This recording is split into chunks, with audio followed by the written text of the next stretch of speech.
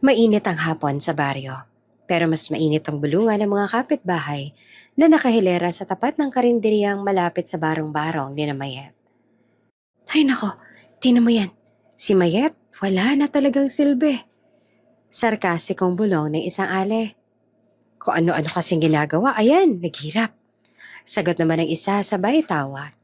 Ngunit naputo lang kanilang paninira nang pumailan lang ang ingay ng humintong mamahaling kotse sa gitna ng makitid na kalsada. Makintab at halatang banyaga sa lugar. Bumukas ang pinto at isang matangkad, morenong Arabo ang bumaba. Ang suot niyang puting robe ay malinis at mamahalin.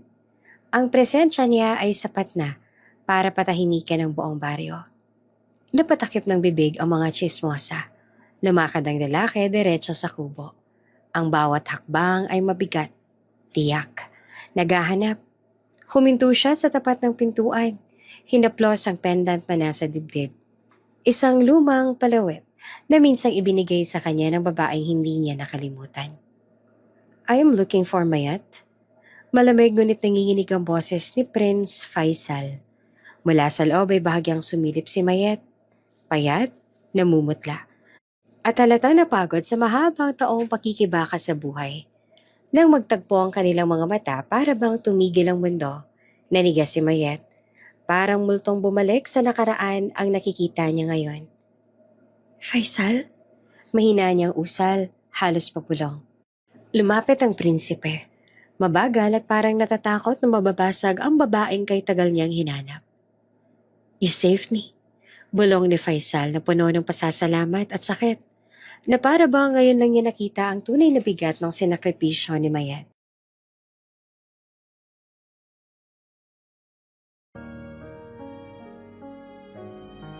Sa isang baryong maliit sa Cebu, lumaki si Mayat. Ang bahay nila ay gawa sa kahoy at pawid. Nakapwesto sa gilid ng isang makipot na daan kung saan dumadaan ang mga tricycle, mga batang naglalaro at mga tendera na may dalang bayong. Maaga siyang gumising araw-araw. Dahil doon nagsimula ang buhay niya bilang panganay na babae sa 6 na magkakapatid. Pangatlo siya, ngunit ang dalawang nauna sa kanya ay maaga ring nag-asawa at parehas na nagkakahawa sa buhay.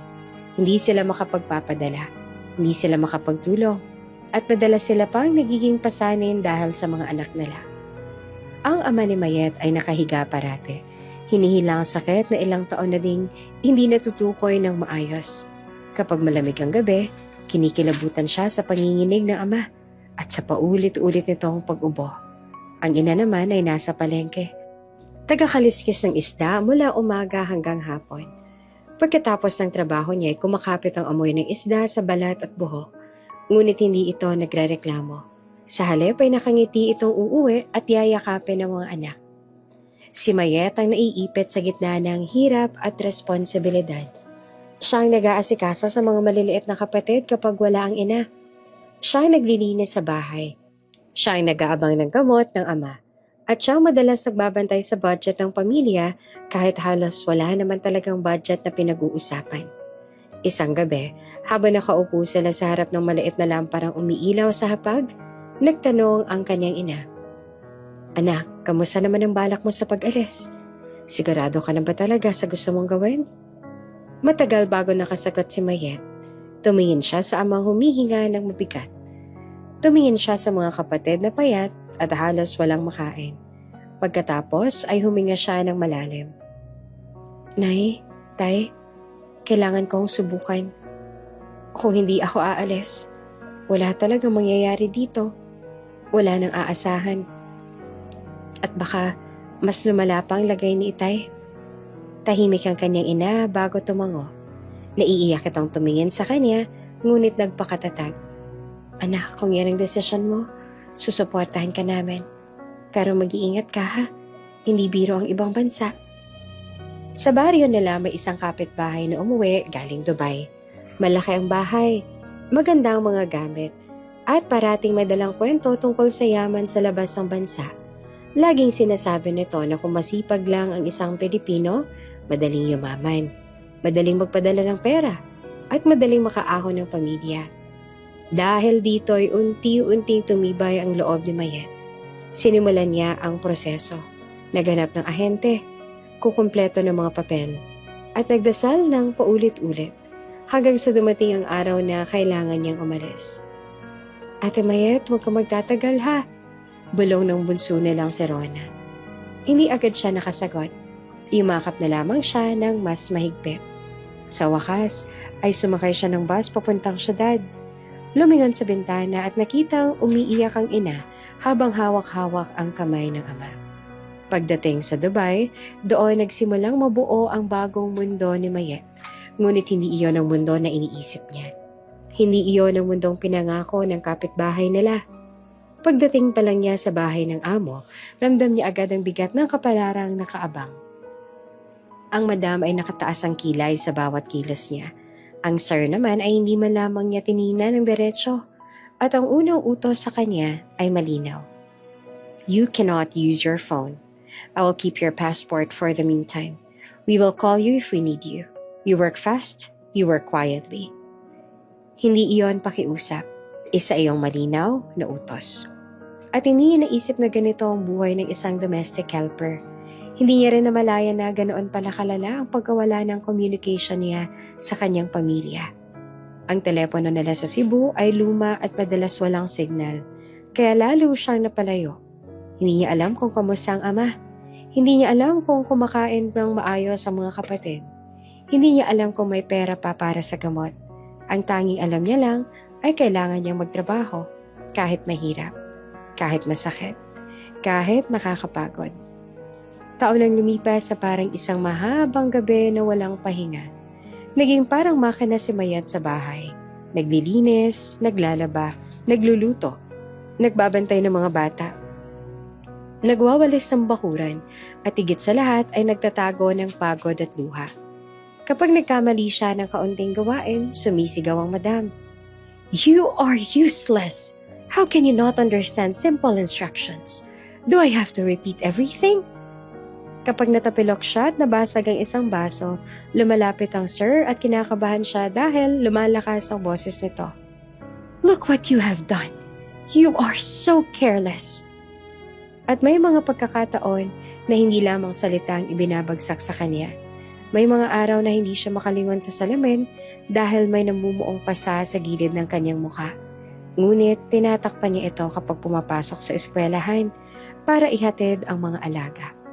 Isang araw, habang nag-aabang siya sa labas ng gate, nilapitan siya ng isang kapwa Pilipina na napansin naman ang kanyang mga braso. Ate, bakit ang dami mong pasa? Ano nangyari sa'yo? Napatingin naman si Mayet. Kita ang pag-aalala sa mukha ng babae. Nadulas lang ako sa kusina. Hindi kasi ako nakatingin sa sahig. Halata namang hindi naniniwala ang babae at tumingin ng diretso sa kanya. Ako nga pala si Leia, kababayan mo. Alam mo, di kita gustong pangunahan ha, pero hindi ka dapat ganyan. Sumulyap si Mayet sa paligid. Tahimik siya. Bumigat ang damdamin. Ngunit hindi pa siya handang magsalita. Hindi pa siya handang magreklamo. Kung saan siya lulugar, doon na lang muna siya. Lumipas ang ilang buwan bago lumapit si Leia at muling nagtanong. Ate Mayet, may koneksyon ako sa isang mabuting amo. Hindi sila katulad ng amo mo. Kung gusto mo, tutulungan kita. Hindi ko kayang panoorin ka sa sitwasyon mo. Hindi naman makapaniwala si Mayet. Parang sinabuyan siya ng liwanag sa gitna ng mahabang gabi. Hindi siya nakasagot agad. Leia, totoo ba yan? Pwede ba talaga? Ngumiti si Leia at tumango. Totoo, pero kailangan mong magtiwala. Sige na, may koneksyon ako sa isang pamilya sa Palas. Hindi ko pwedeng sabihin ng ibang detalye pero ligtas ka roon. Sa unang pagkakataon, naramdaman ni Mayet ang pag-asa at nagsimula ang paglayo niya sa mga kamay ng dati niyang amo. Isang gabi, dinala siya ni Leia sa isang van. Nang kabadong sumakay si Mayet, pumikit siya at nagdasal. Nang idilat niya ang mata, nasa bagong mundo na siya. Nasa isang malaking tahanan, malinis at tahimik. At may mabait na house manager na panakalala si Mayet sa mga kasamahan. Welcome, Mayet. You will work here. Treat everyone with respect and you will be respected. So do your best. Everything will be fine. Kahit di ganoong kaayos ang English ni Mayet, nakakatulog siya ng may maliit na ngiti sa labi. Ito ang unang gabing hindi siya umiyak. Sa mga sumunod na linggo, unti-unti siyang nasanay. Naging routine niya na ang paglilinis ng malalaking silid, pag-aayos ng mga kumot, paglalaban ng mga mamahaling tela, at pagluto ng simpleng pagkain sa palace kitchen. Hindi madali, ngunit hindi rin ito impyerno. Walang sumisigaw, walang nambubulyaw, walang nananakit. Isa lang ang mahirap. Wala siyang masyadong kausap. Puro Ingles ang usapan, puro banyagang ibang staff, at wala siyang kasamang Pilipina. Isang araw habang nagluluto siya ng kare-kare, bigla niyang naamoy ang usok mula sa mantika. Tumango siya sa sarili, tanda ng kumpiyansa. Inihalo niya ang gulay, ang tripe, at ang sarsa. Habang naghahalo siya, pumintig ang puso niya dahil naaalala niya ang kanyang ina. Kapag naaamoy kare-kare sa bahay nila sa Cebu, ibig sabihin may espesyal na okasyon. Habang nagluluto pa siya, napansin niya ang biglang pagdating ng ilang lalaki sa gilid ng kitchen. Nakayuko siya, pero ramdam niya ang bigat ng presensya ng isa sa kanila. Tahimik, malamig ang dating, mabigat ang lakad. Hindi niya inangat ang tingin hanggang sa marinig niya ang isang boses na mababa at malinaw. "What is that smell?" Nagulat si Mayet. Huminto siya sa paghalo. Dahan-dahan niyang iniangat ang tingin. At doon niya unang nakita si Prince Faisal. Matangkad ito, maputi ang suot na thobe, malinis ang itsura. At patangos ang ilong na tila malamig ang bawat kilos. Hindi ito ngumingiti, hindi rin ito nagsasalita ng madalas. Ang mga kasama nitong guards ay nakatayo sa likod, hindi kumikibo, ngunit ramdam ang respeto nila sa prinsipe. "Sir, it's a Filipino dish," sagot ni Mayet sa nanginginig na Ingles. Lumapit pa ang prinsipe, tumingin sa kawali. Inamoy ang bahagyang usok na nagagaling sa sarsa. "Filipino dish, what's the name?" Kumapit si Mayet sa laylayan ng apron niya. Kinabahan, ngunit sinubukan niyang maging kalmado. "Kare-kare, sir." "Oh, the smell is interesting. Can I taste it?" Biglang naputol ang hininga ni Mayet. Imbes sa sumagot ay napatingin siya sa head cook. Sumenyas naman ang head cook na maglagay siya sa maliit na mangkok. Ginawa niya ito agad. Dahan-dahan, baka mabigla ang prinsipe. Nang matanggap ng prinsipe ang mangkok, lumapit ito sa gilid at dahan-dahang tumikim. Tahimik ang buong kusina. Napatingin si Mayet sa sahig. Natatakot sa magiging reaksyon. Wala siyang ibang narinig kundi ang tahimik na pagnguya ng prinsipe. Pagkatapos ng ilang segundo, nagsalita ito. "This is good." Napatingin naman si Mayet agad. Hindi niya mapigilang mapanganga. "The flavor is strong. The sauce is rich. What is your name?" Suminghot si Mayet at tumingin ng diretso. "I am Mayet, sir." Tumango naman si Prince Faisal ng mabagal. Parang inuukit sa alaala ang kanyang pangalan. "Mayet, you will cook that again." Hindi nakagalaw si Mayet pero sa loob niya may unti-unting sumisibol na pag-asa. Hindi pag-asa na maging espesyal, hindi pag-asa na mapansin ng sobra, kundi pag-asa lang na baka magsimula ang pagbabago sa buhay niya. Mabilis na lumipas sa mga araw sa palas. Sanay na si Mayet sa routine niya. Gising na maaga, linis ng corridor, check ng kitchen inventory, tulong sa pagluluto ng staff at paghahanda ng meals ng prinsipe. Hindi man madali ang trabaho, mas magaan ito kaysa sa dati niyang pinagdaanan. At mas kampante ang loob niya dahil alam niyang wala na siyang tatakbuhang malupit na amo. Nakasanayan na rin ng ibang staff ang presensya niya. Tahimik si Mayet. Masipag, hindi nagtatanong kapag hindi kailangan. At sa bawat araw na lumilipas, lalo siyang nasasanay sa ingay ng English sa paligid. Kahit hirap siya noon. Ngayon ay kaya niya nang sumagot. Kahit paminsan nangangapa pa sa tamang salita. Isang umaga, habang nag-aayos siya ng tableware ng prinsipe, biglang may tumawa sa likod niya. Isang kindat ang sumalubong sa kanya at halos mapatalon si Mayet. "Hoy, ate! Surprise!" Napanganga si Mayet at mabilis na niya kapag dumating. Si Leia iyon. Kaibigan niya mula pa sa unang trabaho sa Dubai. Hindi niya akalaing makikita niya ito dito sa palace. Leia? Ikaw ba yan? Anong ginagawa mo rito? Natawa si Leia tumango. Nakapag-migrate na sa Amerika ang dati kong amo. Nahirapan sila sa pag-alaga sa mga bata kaya nag-decide silang umalis na talaga. At dahil may bakante rito sa palace, inirefer nila ako. Sabi ko pa nga noon na kung pwede dito ko gusto. Ayun, pinagbigyan ako. Parang lumiwanag ang buong kusina sa tuwa ni Mayet. Sa wakas, may kababayan na siyang makakausap ng buong araw. Makakapagtagalog na siya. May makakaintindi na ng mga biro niya at maskin ang bigat sa dibdib niya. Lumapit si Mayet at humila ng upuan. Leia, grabe hindi mo alam kung gaano ako kasaya. Ilang buwan na akong walang masyadong kausap. Ang hirap din makisabay sa English nila. Tapos ikaw nandito ka na? Lumapit si Leia sa counter. Kumuha ng tenedor at inikot iyon sa daliri. Ay naku ate, pagod din kaya ako dun sa dating amo. Mabait sila pero nakaka-drain pa rin. Kaya buti na lang talaga at napunta ako dito. Ang ganda ng lugar, ang linis, ang tahimik. At syempre, nandito rin si Prince Faisal. Napatingin si Mayet. Ha, oo, andito nga siya. Medyo kumunot ang noon ni Leia.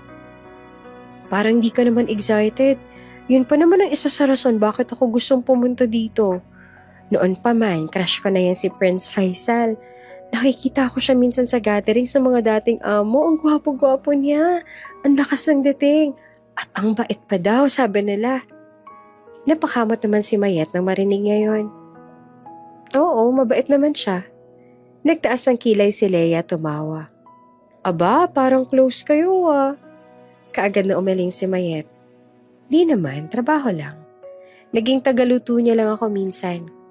Tapos ngayon, parang personal assistant din daw niya. Sabi ng head manager, ako na raw munang sasama sa kanya sa mga schedule niya. Ganun lang. Wala yun. Ngumisi si Leia, parang may nabubuong kutob sa loob. Tingnan natin. Sa mga sumunod na araw, naging mas makulay ang pagtatrabaho ni Mayet dahil may kasama na siyang Pinay. Nakakapag-usap sila tuwing break. Nakakatawa tuwing napapagalitan sila ng head manager dahil sa sobrang lakas ng bungisnis nila habang nag-aayos ang pantry. Kahit mabigat ang trabaho, gumagaan ito dahil hindi na mag-isa si Mayet. Ngunit may isang bagay na hindi niya inaasahan. Lalo siyang naging busy dahil naging mas malapit siya sa prinsipe. Hindi iyon planado, nagkataon lamang. Isang hapon habang inaayos niya mga papeles sa maliit na opisina na ginagamit ng prinsipe, pumasok si Faisal nang hindi man lang kumatok. Mayet, what's happening with my folders? Why is the schedule page not here? Napalingon si Mayet at agad na tumayo. Sir, I'm sorry. Wait, I will get it. Nang tumalikod siya para abutin ang folder, hindi niya napansing sumunod si Faisal sa likuran. Nang ibalik niya ang folder paharap, halos magdikit ang mukha nila. Napatili siya na mahina at napaatras sa takot. I'm sorry sir, I did not see you. Tumingin lang si Faisal habang bahagyang kumunot ang noo. You're always scared. Why? Umiling si Mayet at nagpaliwanag. Hindi sir, no. I'm just shocked. Bumuntong hininga si Faisal. Sit. Kumapit si Mayet sa laylayan ng blouse niya at dahan-dahang umupo. Pinalapit siya ng prinsipe at inalapit ang schedule sheet. You wrote wrong spelling here. Tumingin si Mayet at napahiya. I'm sorry sir, I'm still not very good in English. Bahagya namang lumambot ang tingin ni Faisal. It is fine. You are improving. But you need practice. Napakagatlabi si Mayet. Yes sir. At doon na nag-umpisa ang hindi inaasahan. Sa mga sumunod na linggo, naging routine nila ang simpleng pag-uusap. Kapag may ipapagawa ang prinsipe, tinuturuan niya si Mayet ng tamang salita. Kapag nahihirapan si Mayet sa pronunciation, paulit-ulit niyang sinasanay. Minsan, kapag nakatabi sila sa mahabang mesa habang inaayos ang papeles, nagtuturo rin si Mayet pabalik. Sir, this is called Salamin. Salamin. Yes sir, very good. At napangiti naman si Faisal na kaunti. Salamin. At pinipigilan ni Mayet ang sarili na mapangiti ng sobra. Isang araw, habang inaayos niya ang mga gamit ng prinsipe sa opisina, bagyang lumabas ang manggas ng blouse niya at nakita ni Faisal ang kakaibang marka sa braso niya. Isang bilog na parang kontinente. Kulay mapusyaw na kayumanggi ang gitna. What is that? Natigilan si Mayet. Tumingin sa braso niya. Sir, birthmark? Lumapit si Faisal at hinihinahawakan ang braso niya. Pero tinitingnan niyo na may kakaibang paghanga. It looks unique. Napalunok si Mayet at napahawak sa braso. Ngumiti ang prinsipe nang hindi niya namamalayan na tumitingin pala si Leia mula sa malayo. At mula noon, iba na ang tingin ni Leia kay Mayet. Isang gabing nasa pantry sila, nilapitan ni Leia ang kaibigan. Ate, napansin mo ba? Lagi kang kasama ni Prince Faisal. Lagi ka rin niyang kinakausap. Hindi ka ba nagtataka kung bakit ganon siya sa'yo? Napupuntong hininga si Mayet. Wala yun, ano ka ba, trabaho lang. Lagi kasi niyang pinapagawa sa akin yung mga documents niya. Umiling si Leia. Ate, huwag kang bulag. Klaro na yun, no? Nagiging close kayo. Alam mo ba na dati pa may gustong-gusto ko si Prince Faisal? Nung nasa dati akong amo. Nakikita ko siya lagi. Kaya nga request ko na dito ako ma-assign kasi gusto ko siya. Hindi mo ba alam yun? Natahimik si Mayet at tumingin sa mesa. Hindi ko alam na ganun pala. Sorry. Nagpatuloy si Leia na medyo may pait ang tinig. Alam mo ba, ikakasal na yan si Prince Faisal sa kapwa royalty niya. Nakatakda na ang kanilang marriage. Hindi niya type ang mga foreigner. Kailangan kauri nila. Yan ang totoo. Kaya nga ang sakit-sakit. Parang may sumiksik naman na kirot sa dibdib ni Mayet. Wala siyang masabi. Tumingin siya sa sahig at hindi na nagtanong. Hindi na rin siya nakipagtalo. Walang dahilan para magtalo. Dahil alam niyang wala siyang karapatan sa kahit na ano.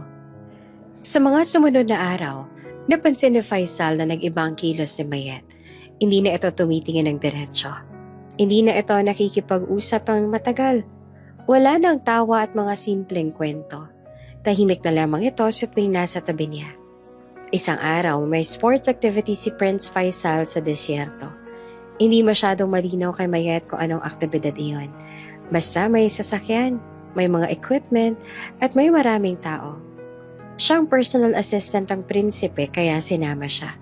Kasama rin si Leia bilang support staff ng team. Pagdating nila sa lugar, malamig ang hangin kahit mataas ang araw. May mga tent para sa mga kagamitan. May mga sasakyang nakapila at maraming staff na nag-aayos ng gear ng prinsipe. Pagbaba ni Mayet ng sasakyan, lumapit agad si Faisal. Mayet, bring me the black bag and the water. Nagmadali naman kumuha si Mayet. Ngunit mapapansin na mabagal siya ngayon. Para bang may nakadikit na bigat sa mga paa niya? Tumingin si Faisal. Why are you quiet? Oh, nothing, sir. Are you mad? Umiling naman si Mayet.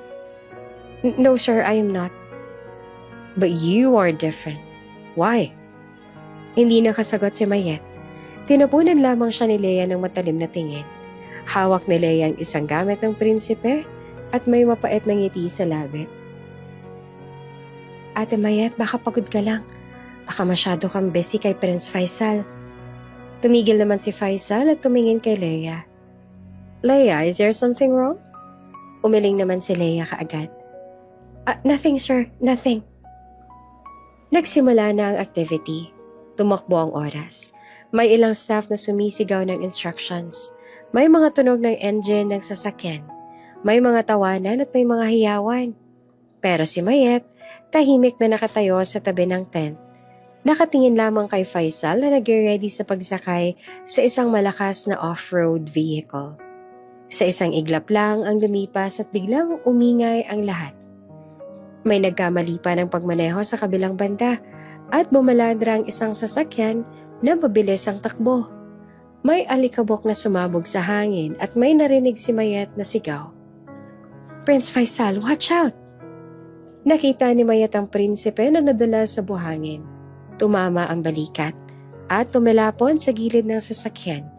Pagkakita niya noon, hindi na siya nag-isip. Tumakbo siya ng walang pag-aalinlangan. Sir? Sir, move!" Nang makita niyang tatamang isa pang sasakyan, itinulak niya si Faisal. Sumalubong sa braso niya ang matigas sa bakal at sabay silang bumagsak sa lupa. Nakarinig siya ng sigawan ng mga tao. Narinig niya ang sigaw ni Leia. "Ate Mayet!" Ngunit sa sumunod na segundo, nagdilim ang paligid. Nang iminulat ni Mayet ang kanyang mga mata, sinalubong siya ng amoy ng gamot at malamig na hangin mula sa air condition ng ospital. Hindi niya agad naintindihan kung nasaan siya. Mabigat ang ulo niya at parang may humihila sa dibdib niya tuwing humihinga siya. Nang sinubukan niyang igalaw ang katawan, isang matinding kirot ang kumawala mula sa likod niya at halos mapahiyaw siya. Iyon ang unang araw ng mahabang pagdurusa ni Mayet. Pagkatapos ng ilang araw ng pagsusuri, kinausap ng mga doktor ang employer niya. Hindi na ito dumaan mismo kay Mayet. Isang matandang tagapamahala lamang ng palasyo ang nagbukas ng pinto at nagsabing, sa malamig na tinig, na hindi na siya pwedeng manatili sa trabaho. "You need long recovery," sabi nito habang hindi man lang tumingin sa kanya. "Your condition is no longer fit for service. You will be sent home. Here is the compensation for your treatment." Inabot sa kanya ang isang sobre. Manipis. Wala pang kalahati ng inaasahan niya. Wala siyang nagawa. Hindi niya rin nakita si Prince Faisal. Kahit sandali sana. Kahit isang beses sana para makapagpaalam. Hindi niya alam na sa oras ding yon si Faisal ay nakaratay sa isang silid ng ospital. Hindi gumigising, walang malay. At ngayon ay nakikipaglaban sa sariling alaala. Sa palasyo ay nagising si Prince Faisal matapos ang ilang linggo. Pagdilat niya ay mga doktor at pamilya ang unang nakita niya. Puro puting ilaw. Puro pamilyar na mukha pero parang malayo. Para siyang nalunod sa loob ng sariling ulo. "Your Highness, do you remember what happened?" Tanong ng doktor. Napapikit si Faisal. May nakita siyang liwanag ng araw sa disyerto. May naramdaman siyang malakas sa pag-alog ng lupa. May naririnig siyang sigaw ng babae. Pero lahat ng iyon ay parang anino sa tubig na hindi niya mahawakan. "Someone was with me," mahina niyang sabi. "There was someone. A woman. I do not know her face. Who was she?" Wala namang sumagot kaagad. Si Leia ang unang lumapit. Nakayuko siya. Nanginginig ang boses at may pilit na kabaitan ng ngiti na isinusuot niya sa mukha. "I was there, Your Highness," sabi niya. "I tried to help you. Everything happened so fast. The sandstorm came. I pulled you away from danger." Napatingin sa kanya si Faisal. Hindi niya maalala ang sinabi ni Leia pero wala rin siyang ibang memorya na pinanghahawakan. Gusto niyang maniwala na may tumulong sa kanya. At dahil siya lamang nagkukwento, si Leia ang paniniwalaan niya. "Thank you," mahina niyang sabi. "I am grateful." At doon nagsimula ang pagtaas ni Leia sa palasyo. Gabi-gabi tinatawag siya para maghatid ng pagkain o ng tubig. Araw-araw pinupuri siya ng mga tagapamahala, kapalit ng salaysay na siya ang nagsalba sa prinsipe. Ibinigay sa kanya ang bahay na hindi niya pinangarap, ang lupang hindi niya hiningi, at ang pangako ng pag-aaral para sa pamilya niya. Hindi alam na Faisal na mali ang lahat. Hindi niya alam na siya ang pinanghawakan ni Mayet. Siya ang sumubok na iligtas ang prinsipe. Siya ang tumakbo sa gitna ng alikabok habang umiiyak. Siya rin ang nahulog kasama niya. At siya ang nagising na wasak ang katawan.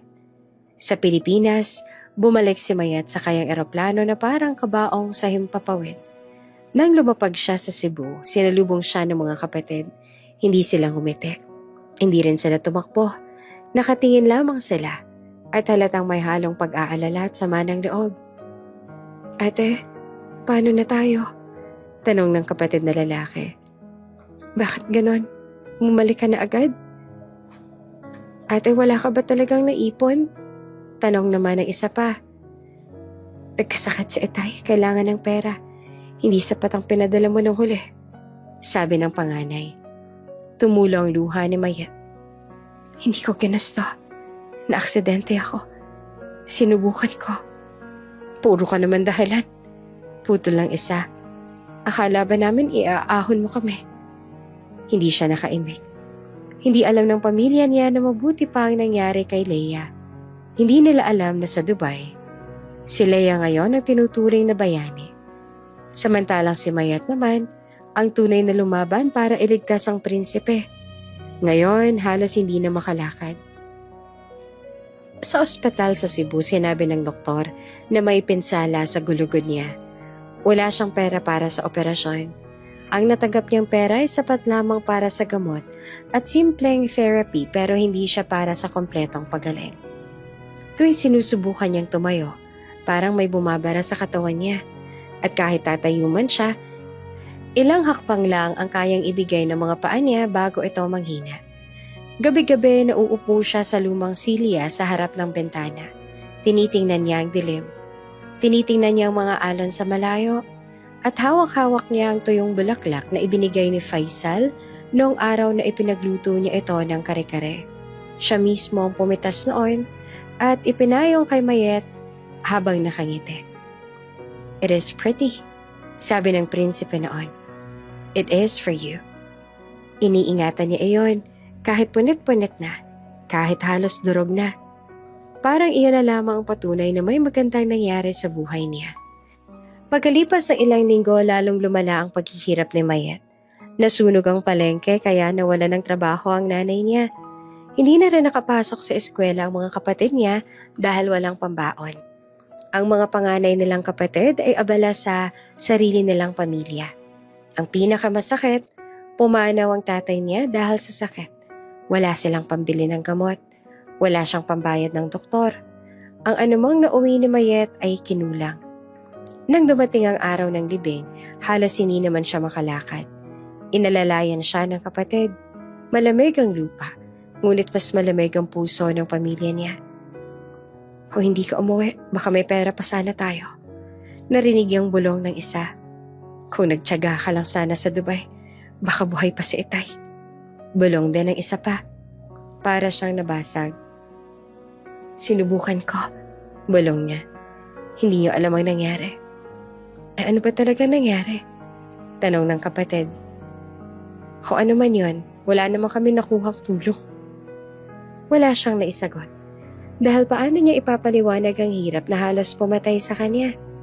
Paano niya ikakwento na ang mundo ng mga mayayaman ay may sariling batas at wala siyang laban? Sa gabing iyon, bumalik siya sa bintana. Kinuha niya ang bulaklak mula sa loob ng kahon na pag-aari niya. Inilapit niya ito sa ilaw ng lampara. Pumintig ang puso niya na para bang nananakit. Buhay ka kaya? Mahina niyang bulong. Naaalala mo kaya ako? Hinahanap? Tumingin siya sa kalagitnaan. Ang buwan na maputla at manipis. Para siyang nakakulong sa pagitan ng sakit at pangarap. Sa pagitan ng pag-asa at takot. Prince Faisal, bulong niya ulit. Sana, ligtas ka. At sa kabilang panig naman ng mundo ay nakaupo si Prince Faisal sa balkonahe ng palasyo. Hawak niya ang isang baso ng tubig. Sa isip niya ay may babaeng nakataas ang kamay. May ngiting payapa.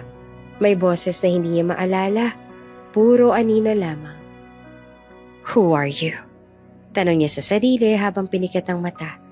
Pero kahit anong pilit niya, wala siyang matandaan. Sa puso lamang niya may mababaw na kerot na hindi maipaliwanag. Parang may nawawala. At ang babaeng hinahanap niya ay nakaupo sa isang lumang bahay sa Cebu. Hawak ang tuyong bulaklak na minsan ay simbolo ng pag-asa. At ngayon ay nag-iisang bagay na nagpapaalala na kahit sa isang saglit, minahal siya ng kapalaran. Wala siyang lakas. Wala siyang pera. Wala siyang pamilya na nakakaintindi. Pero may natitira pa sa kanya. Isang maliit na payapang paniniwala na balang araw, kahit hindi niya alam kung paano, magiging maayos ang lahat. At sa gabing iyon napapikit si Mayet. Hawak pa rin ang bulaklak na ibinigay ng prinsipe. Sa madilim na silid, bumulong siya ng parang dasal. Pasasaan pa't magiging maayos din ang lahat. At unti-unting nalaglag ang bulaklak mula sa palad niya. Pero hindi nalaglag ang pag-asa dahil alam niyang hindi pa tapos ang kwento niya. Isang buong taon ang lumipas. Parang mahaba itong paghinga para kay Prince Faisal. Nangyaring aksidente, nawala ang kanyang alaala. Bumangon siya mula sa mahabang pagkakahiga at ngayon ay tuluyan nang nakarecover ang katawan niya. Pero sa kabila ng paggaling niya, may kakaibang bigat sa dibdib niya na hindi niya kayang ipaliwanag. Tahimik ang palasyo sa tuwing umaga. Ang sahig ay kumikinang. Ang mga bulaklak ay nakaayos sa mga gintong florera. At ang mga tauhan ay may banayad na mga yapak. Sa gitna ng katahimikan, si Leia ang madalas na naglalakad ng may kumpiyansa. Nakaangat ang ulo niya, may suot na bagong uniforme, at may hawak na mga susi na dati ay hindi niya hinahawakan. Promoted siya bilang headmaid ng palasyo. Swerte. Masasabi iyon ng kahit sino. Natural namang mabait si Leia. Marunong siyang umiti, magpasalamat at makisama. Kaya naman nagustuhan siya ng pamilya ng prinsipe. Kapag may pagtitipon, madalas siyang inaanyayahan para tulungan at madalas din siyang pinupuri. At dahil siya ang sinasabing nagligtas kay Prince Faisal noong aksidente, ang respeto sa kanya ay halos parang respeto na rin sa isang miyembro ng pamilya. Isang hapon, kinausap ng hari si Faisal sa opisina nito. Nakaupo ang hari sa malaking mesa, may hawak na dokumento at may tono na parang hindi tumatanggap ng pagtanggi. Faisal, you know your situation is becoming delicate. Sabi ng hari habang inaalis ang tingin sa mga papel. Tumingin si Faisal, malamig ang ekspresyon. I do not wish to talk about marriage. You must. Sagot ng hari. A prince must have a partner. You are of age. Your mother and I believe Leia is a good choice. Umangat ang kilay ni Faisal. Father, I do not love her. Irrelevant. Sagot ng hari habang inilapag ang papel. Love is not the foundation of royal marriages. Duty is. She is loyal. She saved your life. She is favored by the palace. You should at least consider the idea. It is shameful for a royalty to remain unmarried for too long. Tahimik si Faisal. Hindi niya nagustuhan ang tema ng usapan. Hindi niya alam kung bakit, pero tuwing binabanggit ang pangalan ni Leia sa konteksto ng pag-aasawa, may kumikirot sa loob niya. Para siyang may hinahanap na hindi niya mahanap. Para siyang may kulang na hindi niya matukoy. I will not take a marriage that is not built on love. Sagot niya sa mahinang boses pero mariin. I refuse. Your refusal does not change the expectations. Sagot ng hari. We will talk again. Lumabas si Faisal ng silid sa mabigat na hininga. Sa hallway nakasalubong niya naman si Leia. Nakangiti ito na parang walang alam sa pinag-uusapan nila. Your Highness, bati niya. Are you alright? Hindi naman agad sumagot si Faisal. Tumango na lamang siya. I am fine. Pero hindi talaga siya maayos. Simula noon naging malamig si Faisal. Kapag kumakain, hindi niya tinitingnan si Leia.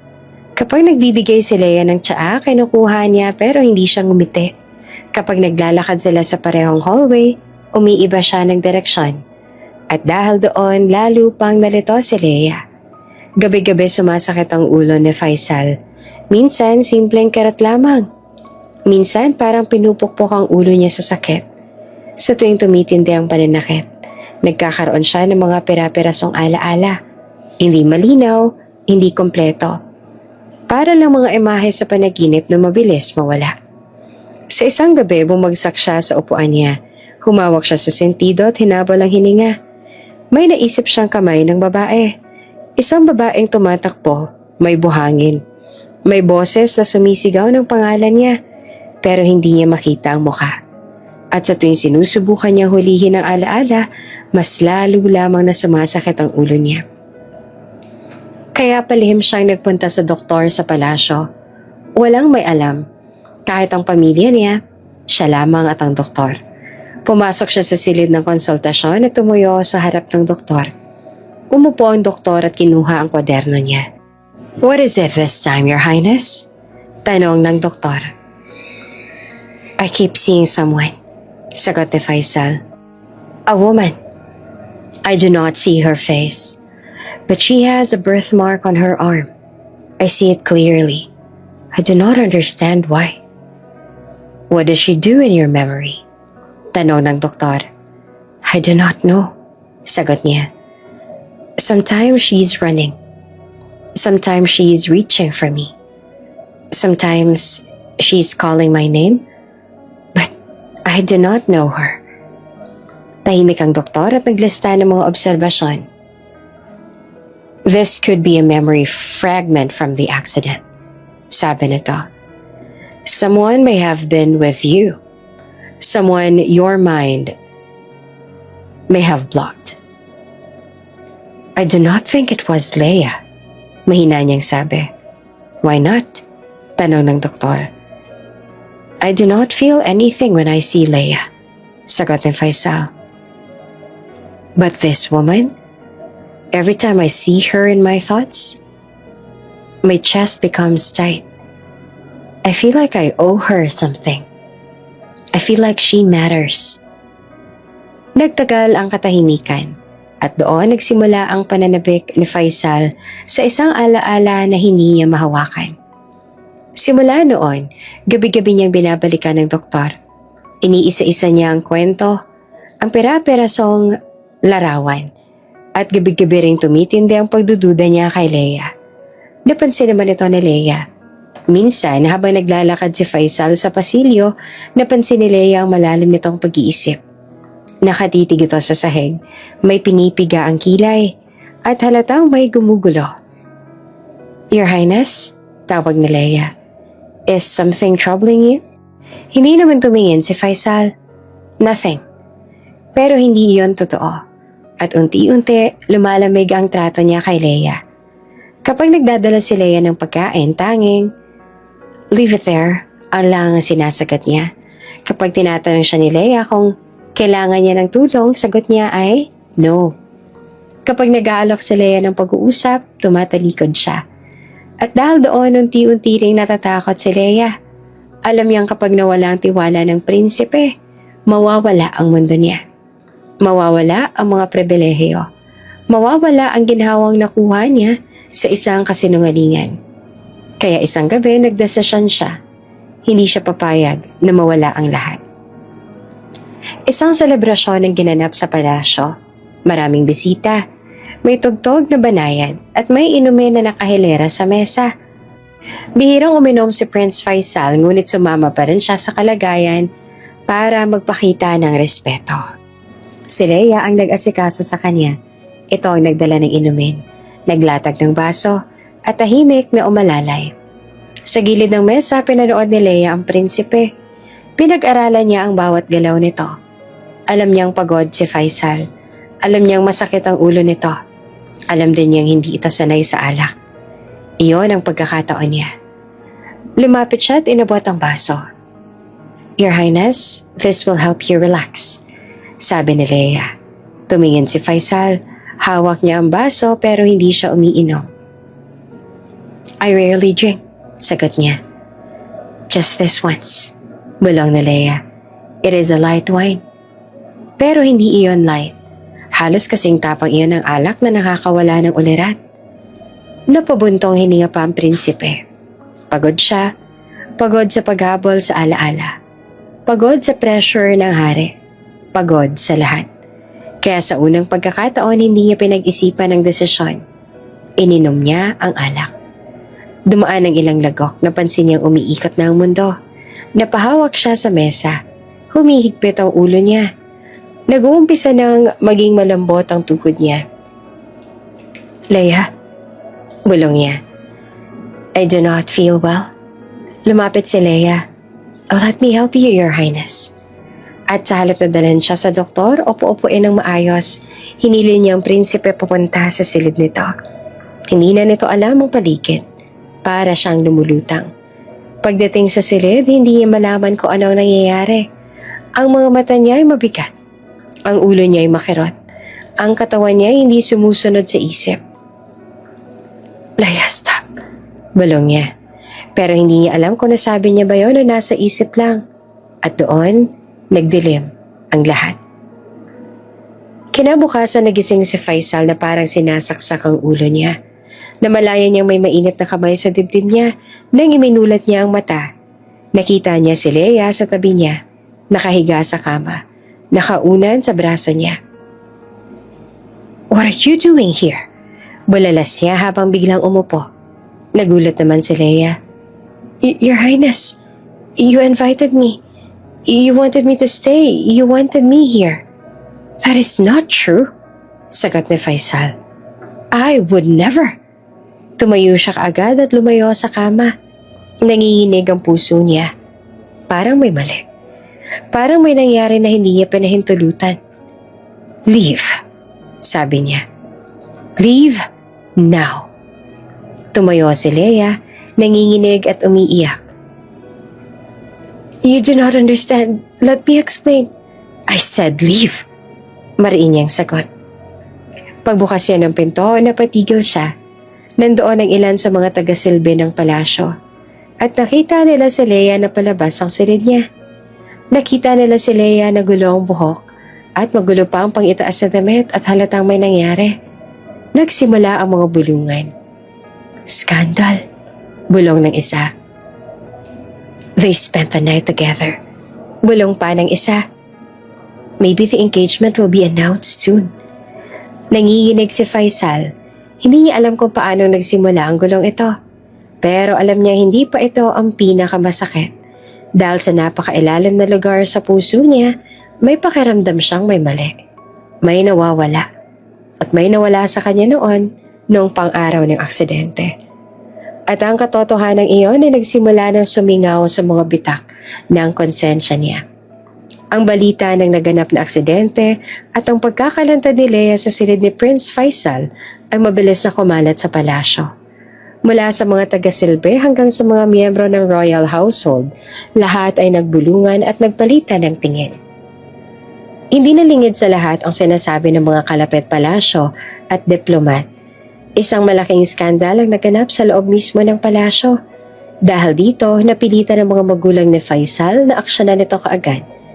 Ayon sa tradisyon at royal protocol, hindi pwedeng manatiling walang asawa ang isang prinsipe nang may nasabing kaganapan. At higit sa lahat, dahil sa sitwasyon ni tinuturing nilang natural lamang kung may mangyari sa pagitan ng prinsipe at ni Leia. Ibig sabihin ay may pagmamahalan. Isang umaga, tinawag ng hari si Faisal sa opisina. Nakaupo ang hari sa harap ng malaking mesa. Ang ina naman ay nakatayo sa gilid at may hawak silang dokumento. Tahimik ang silid maliban sa tunog ng mga sapatos ng prinsipe sa sahig. Faisal, we need to settle this matter. Simula ng hari sa maigpit na tono. It is the expectation of the palace that you marry Leia immediately. The scandal cannot remain unresolved. It will damage the dignity of the royal family. Tumayo si Faisal at naglakad-lakad sa silid, halatang nagugulo. Father, I do not love her, sagot niya. I cannot marry someone I do not have feelings for. But feelings are irrelevant, sagot ng ina. You know duty is above personal desire. You are a prince. You must consider what is right for the family and for the palace. Napapikit si Faisal. Lumipas ang ilang segundo bago niya muling binuksan ang mata. I will not pretend, mariin niyang sabi. I cannot. I do not want this. Ngumiti ang hari. Halos hindi man maipakita ang galit. You have no choice, Faisal. The situation has been made clear. Leia has been loyal. She has been with you during your recovery. It is expected. It is necessary. This is not about love anymore. Tahimik na lamang si Faisal. Para siyang nakulong sa sariling katawan. Alam niya hindi niya magugustuhan ang resulta, ngunit wala siya magagawa. Ang royal protocol ay hindi pwedeng baliwalain. Samantala si Leia ay hindi naman makapaniwala sa sarili. Nakaupo siya sa silid. Tahimik ngunit may halong kilig at tuwa. Sa wakas, natutupad na ang pinapangarap niya. Lahat ng maliit na pantasya niya ay unti-unting nagiging realidad. Ang prinsipe na noon ay malamig at tila walang emosyon sa kanya, ngayon ay obligado ng makasal sa kanya dahil sa isang pangyayaring hindi inaasahan, ngunit kanyang napakinabangan. Your Highness, is it true? Tanong ni Leia nang lumapit siya sa prinsipe ng araw na yon. We will be married soon? Tumango si Faisal, ngunit malamig ang ekspresyon. Yes, sagot niya na maikli. Hindi na siya nagdagdag pa ng anumang salita. Para sa kanya, ito ay isang obligasyon lamang.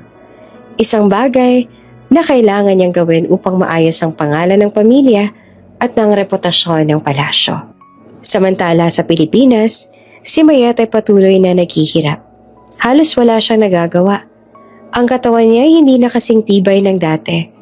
Bawat hakbang ay may kasamang sakit. At bawat araw pakiramdam niya ay unti-unting nauubos ang kanyang lakas.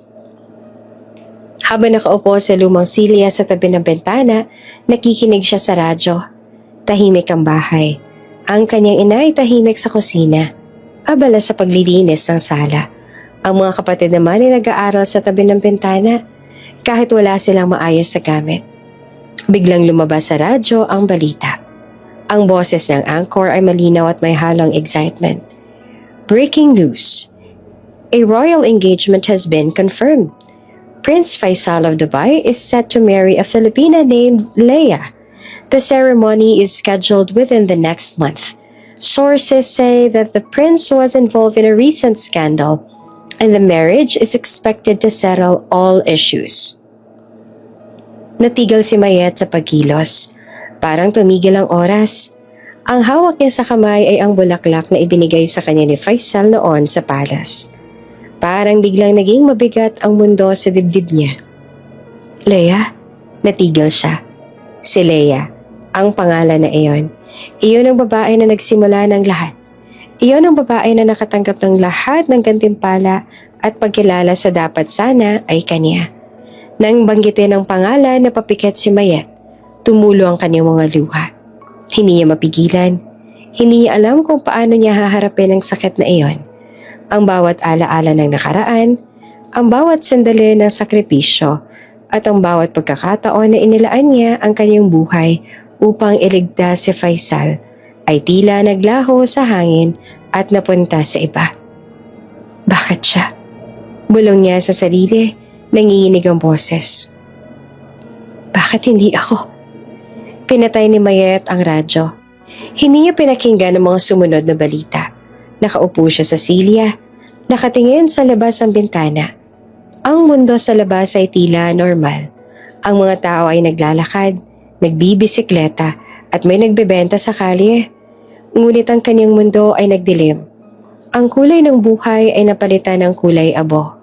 Ang kanyang katawan ay nanginginig sa halo-halong emosyon ng pagkabigo, pighati at kawalang pag-asa. Unti-unti siyang lumuhod sa sahig. Hawak pa rin ang bulaklak sa kamay. Ang bulaklak ay tuyong-tuyo na, parang simbolo ng nakaraan. Ngunit sa kabila ng lahat, parang may tinig na humihikayat sa kanya na bumangon. Kahit na hindi niya alam kung paano. Faisal, bulong niya sa sarili. Bakit mo ako iniwan? Bakit mo hinayaan na mangyari to sa akin? Wala siyang makausap. Ang kanyang ina ay abala sa kusina. Ang mga kapatid ay abala sa pag-aaral at walang ibang tao na alam ang bigat ng kanyang puso. Matagal siyang nakaupo sa silya at hindi makagalaw. Bawat tibok ng puso niya ay parang pagdampi sa isang sugat na patuloy na bumubuka. Ang katawan niya ay nananakit at ang isip niya ay punong-puno ng tanong. Paano siya makakaahon mula sa ganitong sakit? Paano siya makakaharap muli sa mundo kung ang taong minahal niya ay para sa iba na ngayon. Minsan pinilit niyang tumayo at maglakad, ngunit ang bawat hakbang ay may kasamang kirot sa likod, sa tuhod at sa paa. Parang bawat galaw niya ay nagpapaalala ng kabiguan at sakripisyong hindi pinapahalagahan. Para siyang nakatanaw sa mundo ng ibang tao, isang mundo na hindi na kanya. Naupo siya sa gilid, hawak ang bulaklak sa kamay.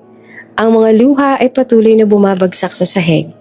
Para bang ang bawat patak ay may kasamang kwento ng sakit, ng pagkabigo at ng pangungulila. Oops! May break muna. Gusto mo bang ma-shoutout dito sa channel ni Ate Jane? Mag-comment lang ng lesson you learned from the latest story uploaded.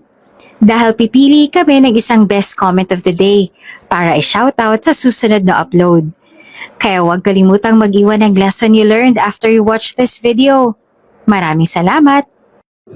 Shoutout nga pala kina Teresita Viado from Italy, Sabrina Paran from Kuwait, at Marlene Ong from Basista, Pangasinan.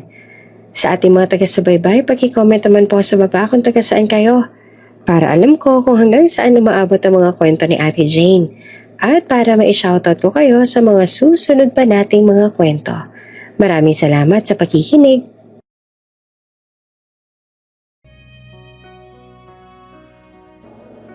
Mahal ko siya. Bulong niya sa hangin. Ngunit hindi na siya sa akin. Hindi na ako bahagi ng mundo niya. Isang malakas na hininga ang lumabas sa kanya. Napagdaanan niya ang maraming pagsubok mula sa kanyang pag-alis sa Dubai hanggang sa pagbabalik sa Pilipinas. Ngunit ngayon, ang bigat ng pagkawala ay tila pinakamasakit sa lahat. Tumigil siya sandali. Tiningnan ang bulaklak. Ang parehong bulaklak na minsang simbolo ng pag-asa, ngayon ay simbolo ng alaala ng isang pagmamahal na hindi na maibabalik. Magtitiis ako, bulong niya. Kahit na wala siya. Kahit na lahat ay laban sa akin. Magpapakatatag ako. At sa gabing iyon, nakaupo si Mayet sa lumang silya. Ang bulaklak ay nakahawak pa rin sa kanyang palad at tumulo ang luha ng tuloy-tuloy. Sa kabila ng kawalan, sa kabila ng sakit, nananatili ang isang maliit na apoy ng pag-asa sa kanyang puso. Ang pag-asa na balang araw, kahit papaano magiging maayos din ang lahat. Ang radyo sa likod niya ay patuloy na nagbabalita, ngunit ang kanyang mundo ay nagbago na. Ang prinsipe ay hindi na sa kanya at ang babae na naroon ay isang kaibigan lamang na ngayon ay magiging asawa pa ng prinsipe. Ngunit si Mayet sa kabila ng lahat ay nananatiling buhay, nananatiling matatag sa kabila ng pighati. At sa bawat patak ng luha, may pangakong hindi siya susuko sa sarili. Sa ilalim ng maliwanag na buwan, hawak pa rin ang bulaklak.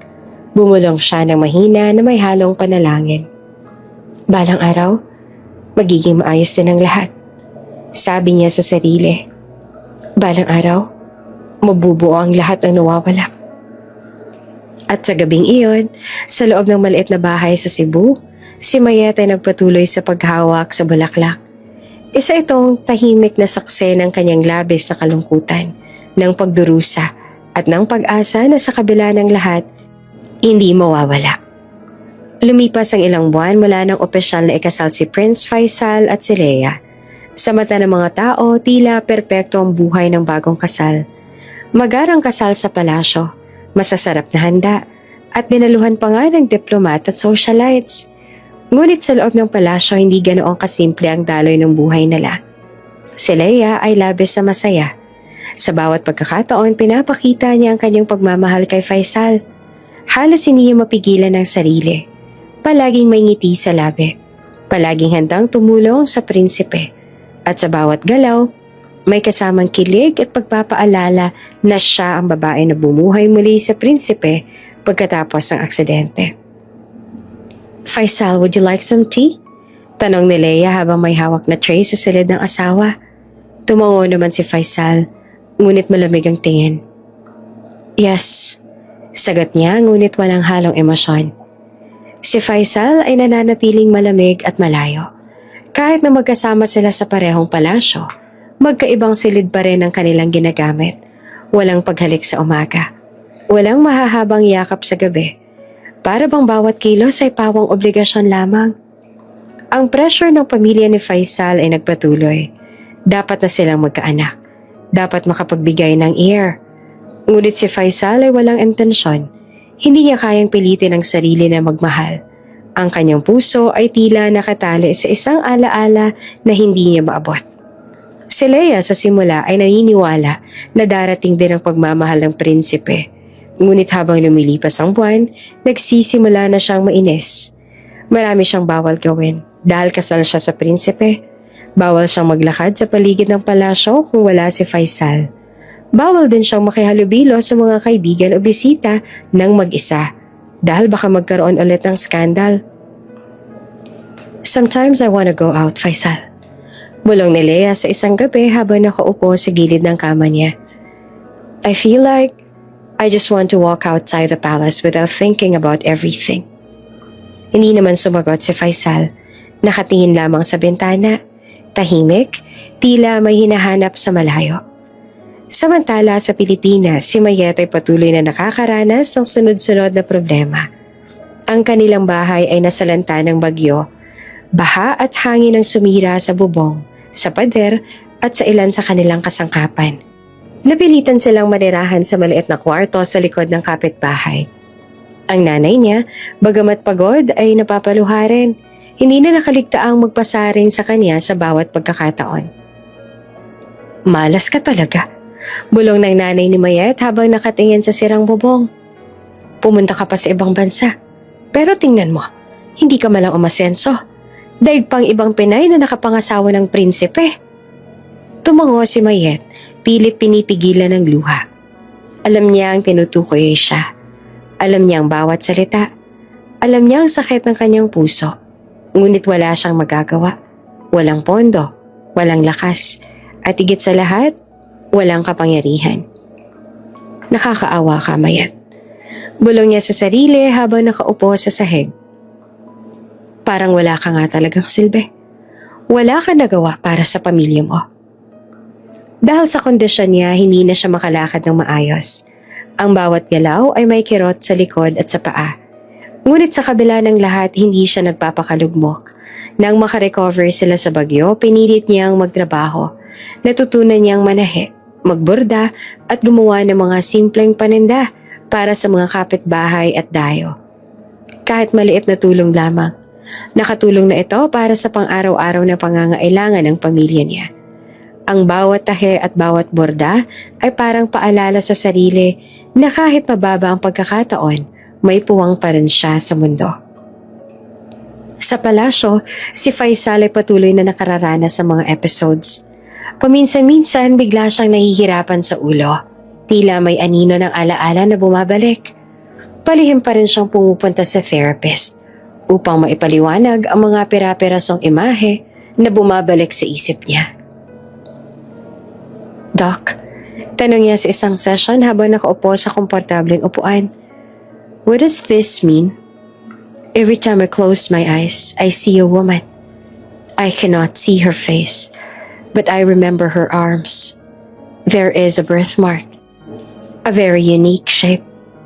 Tumingin ng therapist sa kanya, maingat at mabuti ang tono. Your Highness, based on what you described, these are fragments of real memory. If you recall a distinct birthmark and the feeling that this woman saved you, it is likely that she was indeed present during your accident. Napatingin si Faisal sa therapist. So this means I actually know her? She really saved me? Yes, sagot ng therapist. The clarity of the birthmark and your emotional response suggests that this memory is real. You may have blocked the identity due to trauma, but your mind is trying to bring it back. Naguluhan si Faisal. Hindi niya alam kung paano haharapin ang damdaming iyon. Ang pagkilala sa alaala ay may halong pag-aalala at kalituhan. Something is wrong, bulong niya sa sarili. I feel bothered. Something is not right. Lumipas ang mga araw at habang lumalala ang kanyang emosyon, hindi nakaligtas kay Leia ang kanyang pag-iwas. Sa isang gabi, hindi na siya nakatiis. Pumasok siya sa silid ng prinsipe, suot ang isang manipis na nightgown, at sinadya niyang magmukhang kaakit-akit. Faisal, bulong ni Leia nang palapit siya. May halong kilig at pang-aakit. Look at me. I am yours. I saved you. Tumingin si Faisal sa kanya. Napansin ang mga braso ni Leia, ngunit hindi niya nakita ang birthmark na lagi niyang natatandaan. Ang kakaibang marka na nagpapatibok ng puso niya sa nakaraang mga alaala ay wala. Natigilan siya. Ang mundo niya ay parang huminto. Ang kalituhan ay bumalot sa kanya. Leave. Mariin niyang sabi habang nagtatayo at pinipilit lumayo. Unti-unti niyang tinulak si Leia palayo sa kanya. Do not push me away. Sigaw ni Leia na ramdam ang galit at pagkabigo. Do you not love me? I saved you. I have been here for you. Tahimik lamang si Faisal, walang sagot. Wala siyang kayang sabihin. Ang kanyang puso ay nakasentro sa alaala na hindi maabot. Sa puntong yon, umiiyak si Leia. Ang kanyang mga mata ay nagdidiyab sa galit at pagkabigo. Ang mukha niya ay punong-puno ng luha at ang kanyang katawan ay nanginginig sa dami ng emosyon. Ngunit si Faisal ay tiyak. Alam niya sa kanyang puso na may mali, may kulang, may nawawala. At sa kabila ng lahat, alam niyang ang babae na sa tingin niya ay dapat nandoon sa kanyang alaala ay hindi si Leia. Lumabas siya sa silid, tahimik, ngunit ang bawat hakbang ay may kasamang bigat. Alam niyang hindi niya kayang baliwalain ang damdamin niya at alam niyang kailangan niyang alamin ang katotohanan bago pa lumala ang sitwasyon. Samantala si Leia ay naiwan sa silid, umiiyak at nagtataka kung bakit ang prinsipe na noon ay parang kanya na ay tila biglang lumayo. Hindi niya alam na sa puso ng prinsipe ay may mas matagal at mas malalim na alaala na nagsisimulang bumalik. Isang alaala na hindi siya kasama. Si Faisal ay tahimik na lumakad sa hallway. Iniisip ang lahat ng pera-perasong alaala. Ang mga imahe ng babae at ang kakaibang birthmark na tila tumatanglaw sa katotohanan. Alam niya na sa bawat tibok ng puso niya, may isang bagay na hindi maipaliwanag. Something is missing. Bulong niya sa sarili. I need to know the truth. I need to find her. At sa gabing iyon, sa loob ng malawak at marangyang palasyo, nanatili ang kalituhan at damdamin ng bawat isa. Si Leia ay umiiyak sa galit at kawalan ng pag-unawa, habang si Faisal naman ay nag-iisa sa kanyang silid. Nalilito at may pakiramdam na may mali sa lahat ng nangyayari sa paligid niya. Mula noon, naganap ng insidente at naging malinaw na ang damdamin ni Faisal.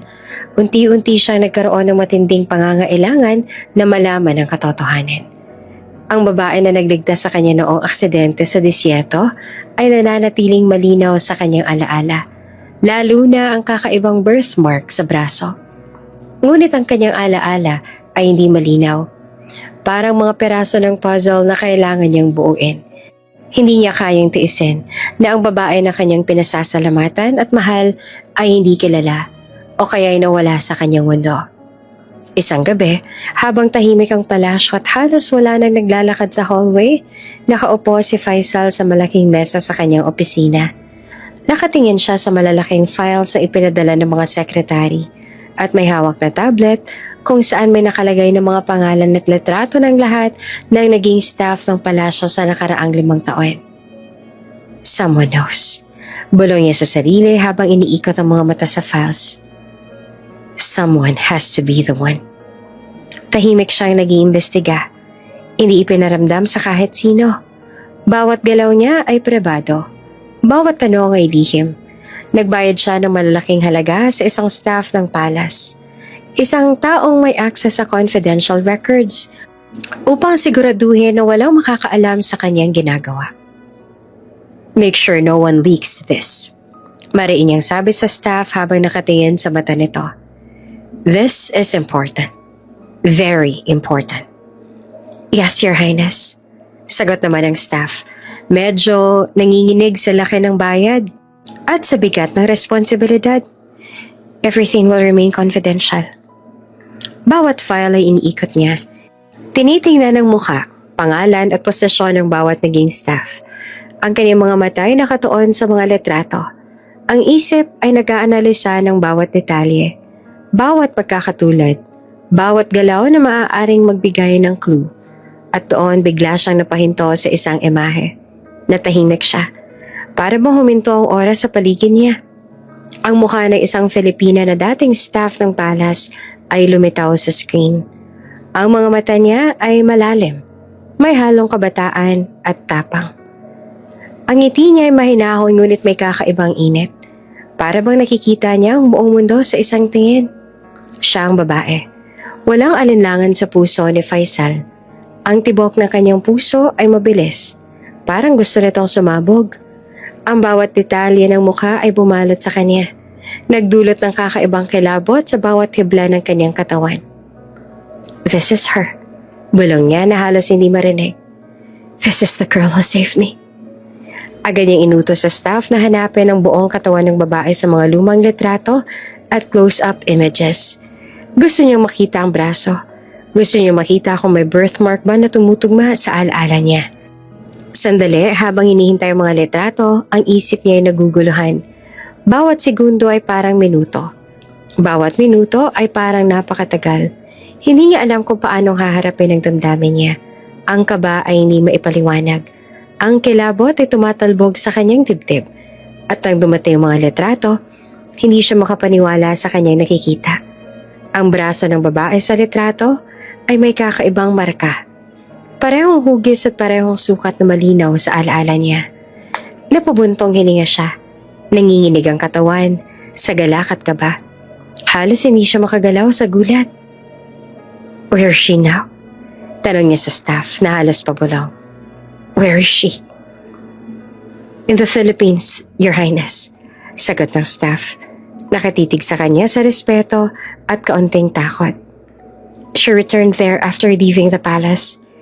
We do not have further information about her residence, but she is reportedly living with her family. Tumigil si Faisal sandali. Iniisip ang bawat hakbang. Ang puso niya ay kumakalabog sa kaba. Ang isip niya ay mabilis na naglilipat ng ideya. Hindi niya kayang maghintay pa. Ang babae na nagligtas sa kanya, ang babae na may kakaibang birthmark na tumatak sa kanyang alaala, ay nasa Pilipinas. I will go there. Bulong niya sa sarili, halatang determined. Now, I need to see her. Samantala, si Mayet ay abala sa maliit na barong-barong dala sa Cebu. Hindi niya alam na magbabago muli ang kanyang buhay. Ang bawat araw ay patuloy na pakikipaglaban sa kahirapan, sa sakit at pangungutya ng ibang tao. Ngunit sa kabila ng lahat, nananatili siyang matatag. Ang mga kamay niya ay may bakas ng trabaho. Ang katawan ay nanginginig sa kirot. Ngunit ang puso niya ay nagtataglay ng pag-asa.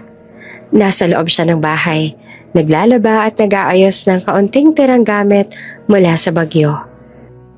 Pinilit niyang magtrabaho, manahe, magborda at gumawa ng simpleng pagkakakitaan para makatulong sa pamilya. Ang bawat minuto ay may kasamang kirot. Ngunit bawat puntas ay may kasamang pag-asa na sa kabila ng lahat ay magbubunga din ng kabutihan. Hindi niya alam na sa Dubai may prinsipe na nagpupunta ng therapist, nagbabalik sa bawat alaala at naghahanap ng babaeng nagligtas sa kanya. Ang bawat segundo ng kanyang pagtitiis ay walang kaalam-alam na may naghahanap na sa kanya sa kabilang dulo ng mundo. Sa palasyo si Faisal ay tahimik na naghahanda para sa paglipad. Hindi niya ipinaliwanag sa kahit sino ang dahilan. Wala siyang kausap tungkol sa plano. Ang lahat ay pribado at bawat galaw ay pinaplanong mabuti. Nakita ng staff ang kakaibang determinasyon sa kanyang mga mata. Your Highness, are you sure? Tanong ng isa sa kanila. Yes, sagot niya na mariin. I need to see her. No one else. I will go to the Philippines. Very well, Your Highness. We will prepare everything. Sagot naman ng staff. Alam na ito ay isang malaking hakbang para sa prinsipe. Si Mayet ay walang ideya sa paparating na pagbabago. Ang bawat araw ay pareho lamang. Ang paninisi ng ina, ang sakit ng katawan, ang pasakit ng paligid. Nang marinig niya sa radyo o sa mga kaibigan ang tungkol sa kasal ng prinsipe at ni Leia, nagdulot iyon ng sobrang lungkot. Ngunit ngayon, wala siyang ideya sa paparating na pagbabago. Si Faisal sa kabilang dako naman ng mundo ay nakaupo sa eroplano. Nakatingin sa bintana. Iniisip ang babae na nagligtas sa kanya. Ang kaba ay hindi maipaliwanag. Ang excitement ay tumatalbog sa puso. Bawat segundo ay nadadala sa kanya ng mas malapit na katotohanan. Sa babaeng matagal niya nang hinahanap. At sa babae na ngayon ay magiging sentro ng kanyang buhay.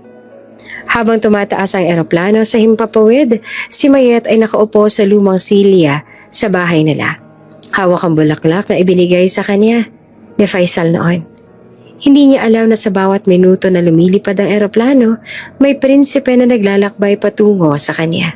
Naghahanap ng babae na kanyang pinasasalamatan at iniibig sa kabila ng lahat. Ang mundo ni Mayet ay tahimik, masakit at puno ng pagdurusa.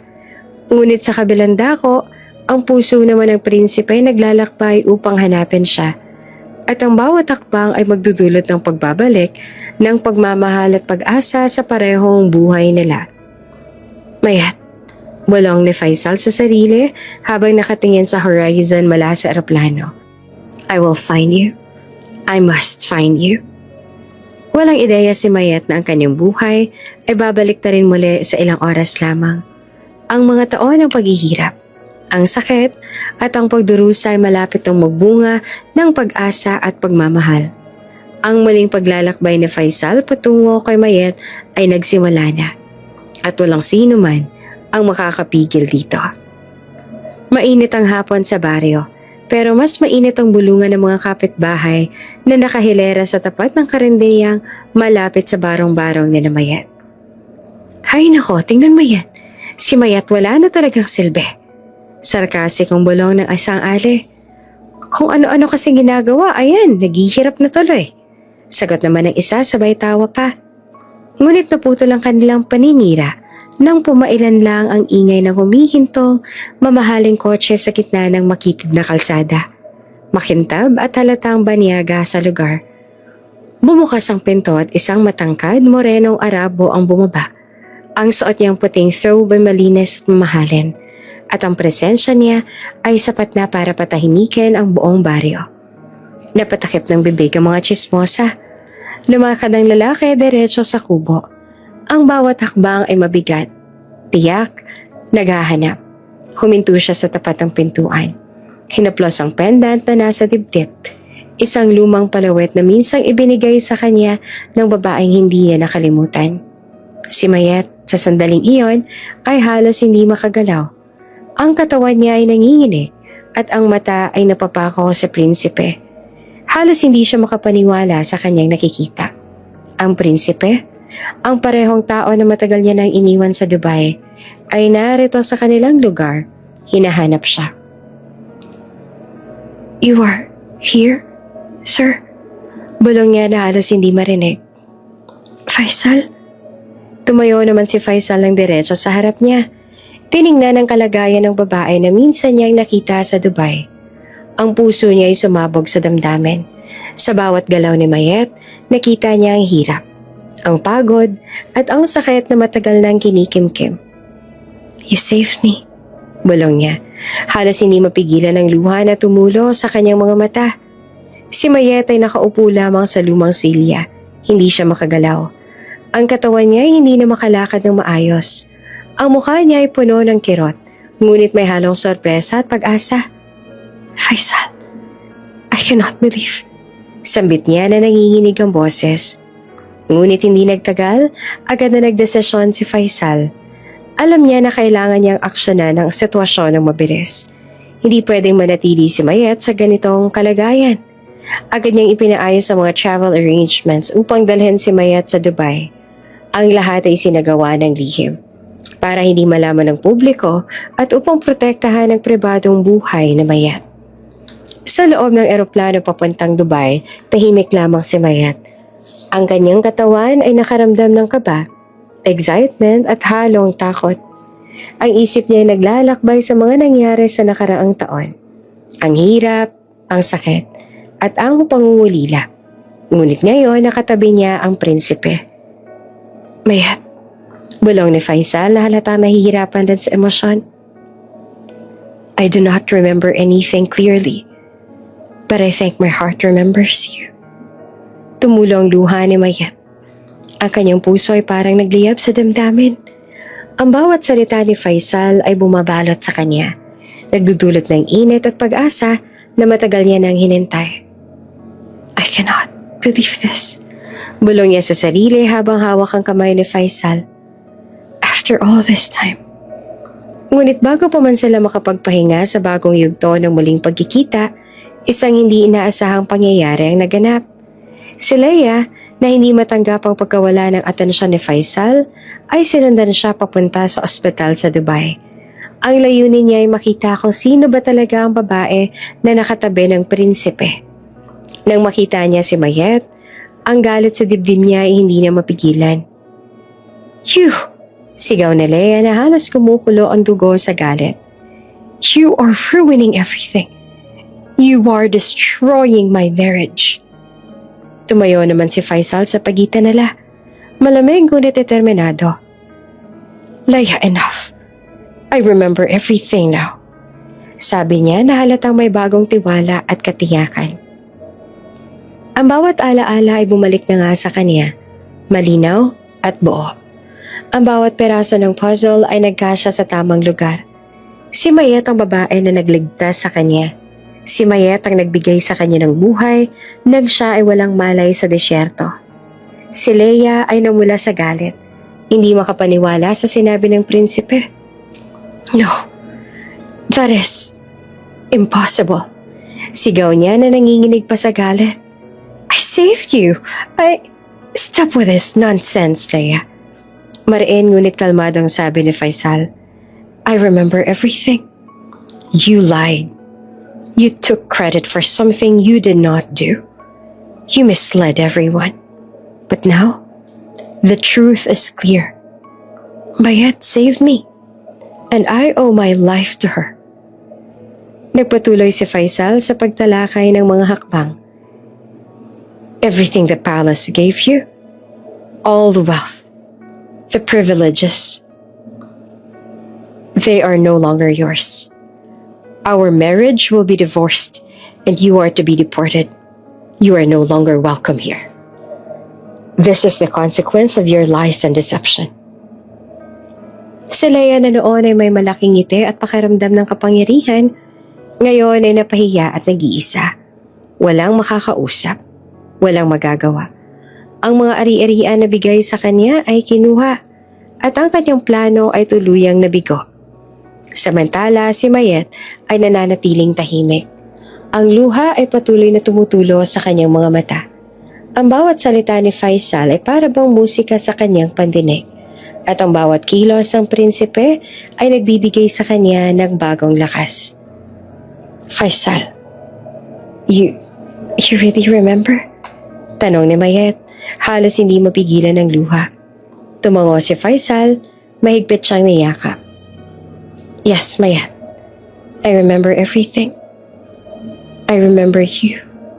How you saved me. And how much you mean to me.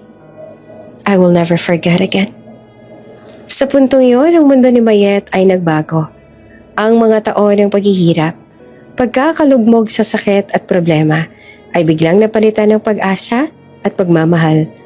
Ang prinsipe na noon ay tila malayo at malamig, ngayon ay naroroon. Nagbabalik sa kanya ang mga alaala at pinapakita ang totoong damdamin. Sa parehong oras, si Leia ay naiwan na puno ng kahihiyan at galit. Ang kanyang mga plano ay naglaho at ang kanyang kasakiman at panlilinlang ay nagdala lamang sa kanya ng kabiguan. Ang prinsipe at si Mayet ay magkasama sa ospital. Tahimik ngunit puno ng damdamin. Ang bawat araw na nagdaan ay parang nagbago sa kanilang dalawa. Ang bawat alaala, bawat pagkakaugnay ay nagbigay ng bagong simula. Finally, we are together. Bulong ni Faisal sa tenga ni Mayet habang hawak ang kanyang kamay. No one can take this away from us. Faisal, bulong ni Mayet na may halong luha at ngiti. I cannot believe this is real. After everything. At sa gabing iyon, sa ospital sa Dubai, nagkaroon sila ng tahimik ngunit matinding reunion. Ang lahat ng sakit, lahat ng paghihirap, lahat ng pangungulila ay napalitan ng pagmamahal at katiyakan. Ang prinsipe na noon ay naglalakbay upang hanapin ang katotohanan ay natagpuan na ang babaeng nagligtas sa kanya at nagbigay sa kanya ng tunay na dahilan upang magmahal muli. Matapos ang ilang buwan ng maingat na pag-aalaga, pagpapa-opera at masinsinang therapy sa Dubai, unti-unti na rin gumaling si Mayet. Ang mga doktor ay labis na humanga sa determinasyon niya at sa tibay ng kanyang puso. Kahit mahirap ang kanyang katawan at may mga limitasyon pa sa paggalaw, hindi niya hinayaang pigilan siya ng sakit o trauma. Mayet, how are you feeling today? Tanong ni Faisal sa kanya isang umaga habang nakaupo siya sa tabi ng kama. Hawak ang kamay ng babae. Better? Much better. Faisal, sagot ni Mayet na may ngiti naman sa labi. I can move more now. I can walk a little bit with the support of the cane. Ngumiti naman si Faisal, hindi mapigilan ng tuwa at saya. I'm so proud of you. You are stronger than you think. And soon, you will walk freely again. Thanks to you. Bulong ni Mayet na naiiyak ng bahagya. You never left me. You believed in me. Even when everything was difficult, you never gave up. Si Faisal ay nakatingin lamang sa kanya, may halong pagmamahal at pagkamangha. I will never leave you, Mayet. You saved me once, and now I will be here to protect you, to love you always. Habang lumilipas sa mga araw, unti-unting bumabalik ang kalakasan ni Mayet. Ang bawat hakbang, kahit pa mabagal at may kasamang kirot, ay nagdudulot ng bagong pag-asa. Ang bawat ngiti ni Faisal sa kanya ay nagdadala ng lakas at tibay. Sa palasyo, inihanda ng lahat para sa isang espesyal na okasyon. Ang lahat ng empleyado mula sa mga yaya hanggang sa mga tagapaglinis ay abala sa paghahanda ng mga bulaklak, dekorasyon at handa para sa seremonya. Ang bawat sulok ng palasyo ay nagniningning, puno ng saya at kasiyahan. Isang hapon habang tinitingnan ni Faisal ang mga handa sa garden, lumapit si Mayet. Hawak ang kanyang bagong cane. Mas matatag at mas kumikislap ang mukha sa saya. Faisal, everything looks so beautiful. Bulong niya na nakatingin sa paligid. I cannot believe this is happening to us. Ngumiti naman si Faisal. Hinawakan ng kamay at dahan-dahan niya itong niyakap. It is happening because of you. You endured so much, and you never gave up. Now, we will celebrate our love, our journey, and our future together. Faisal, bulong ni Mayet na nanginginig ang boses sa dami ng emosyon. I am so happy I cannot describe how thankful I am. You changed my life. Mayet, sagot naman ni Faisal. Mahigpit ang hawak sa kamay niya. It is you who changed my life. You are the reason I am here. You are the reason my heart remembers everything. Soon, we will be husband and wife. And I will spend the rest of my life making you happy. Ang mga araw bago ang kasal ay abala ngunit puno ng kagalakan. Si Mayet ay sinanay muli upang makalakad ng maayos. May kasamang therapist at mga espesyal na ehersisyo, kahit na minsan ay pagod at nangihina. Hindi niya hinayaang mawala ang determinasyon. Sa bawat hakbang, si Faisal ay nariyan, nagbibigay ng lakas at pag-asa. Sa kabilang banda, si Faisal ay abala rin sa paghahanda para sa kasal. Tila bawat detalye ay mahalaga para sa kanya, mula sa bulaklak hanggang sa seremonya. Ngunit sa kabila ng lahat, ang kanyang isip ay nakatutok lamang sa babae sa harap niya. Ang bawat galaw, bawat ngiti ni Mayet ay nagpapabilis ng tibok ng kanyang puso. Are you ready, Mayet? Tanong niya isang gabi habang naglalakad sila sa terrace ng palasyo. Ang buwan ay sumisilip sa kanilang paligid, nagdadala ng liwanag at katahimikan. Yes, I think so. Sagot ni Mayet at bahagyang nanginginig sa excitement at kaba. But Faisal, I'm still nervous. Do not be. Sagot naman ni Faisal. Hawak ang kanyang kamay, tiningnan siya sa mata. I will be there with you every step of the way, and nothing will scare you as long as I am by your side. Thank you, Faisal. Bulong niya at ang mga luha sa mata ay hindi mapigilan. I cannot wait to be with you officially, to be your wife. Ang araw ng kasal ay dumating. Ang palasyo ay puno ng mga bulaklak, eleganteng dekorasyon at napakaraming bisita mula sa mga diplomat hanggang sa mga kaibigan at pamilya. Si Mayet ay nakasuot ng puting gown na simple ngunit napakaganda. Ang buhok ay maayos na nakatali at ang mukha ay kumikislap sa kaligayahan. Si Faisal naman ay nakasuot ng tradisyonal na kasuotan ng prinsipe, elegante at may halong karisma. Ngunit ang mga mata niya ay nakatuon lamang kay Mayet. Ang mundo niya ay tila umiikot lamang sa babae sa harap niya. Sa wakas, ito na ang simula ng habang buhay nilang pagsasama. Habang papalapit si Mayet sa kanya, ang bawat hakbang ay puno ng pag-asa at pagmamahal. Ang bawat mata ay nakatutok sa kanya. Ngunit ang tanging naririnig niya ay ang tibok ng puso ni Faisal na parang tumutugma sa kanyang sariling tibok. Mayet, bulong ni Faisal na makalapit siya. You look beautiful. Tumango naman si Mayet, nangingiti sa napakagandang lalaki sa harap niya. Faisal, I cannot believe this. I cannot believe this is real. I'm here with you. Yes, this is real. Sagot ni Faisal, halatang may halong saya at pag-ibig. And soon, you will be my wife. And I will spend every day making you happy. Ang seremonya ay simple ngunit puno ng damdamin. Ang bawat salita ng officiant ay nagdadala ng bagong kahulugan sa kanilang buhay.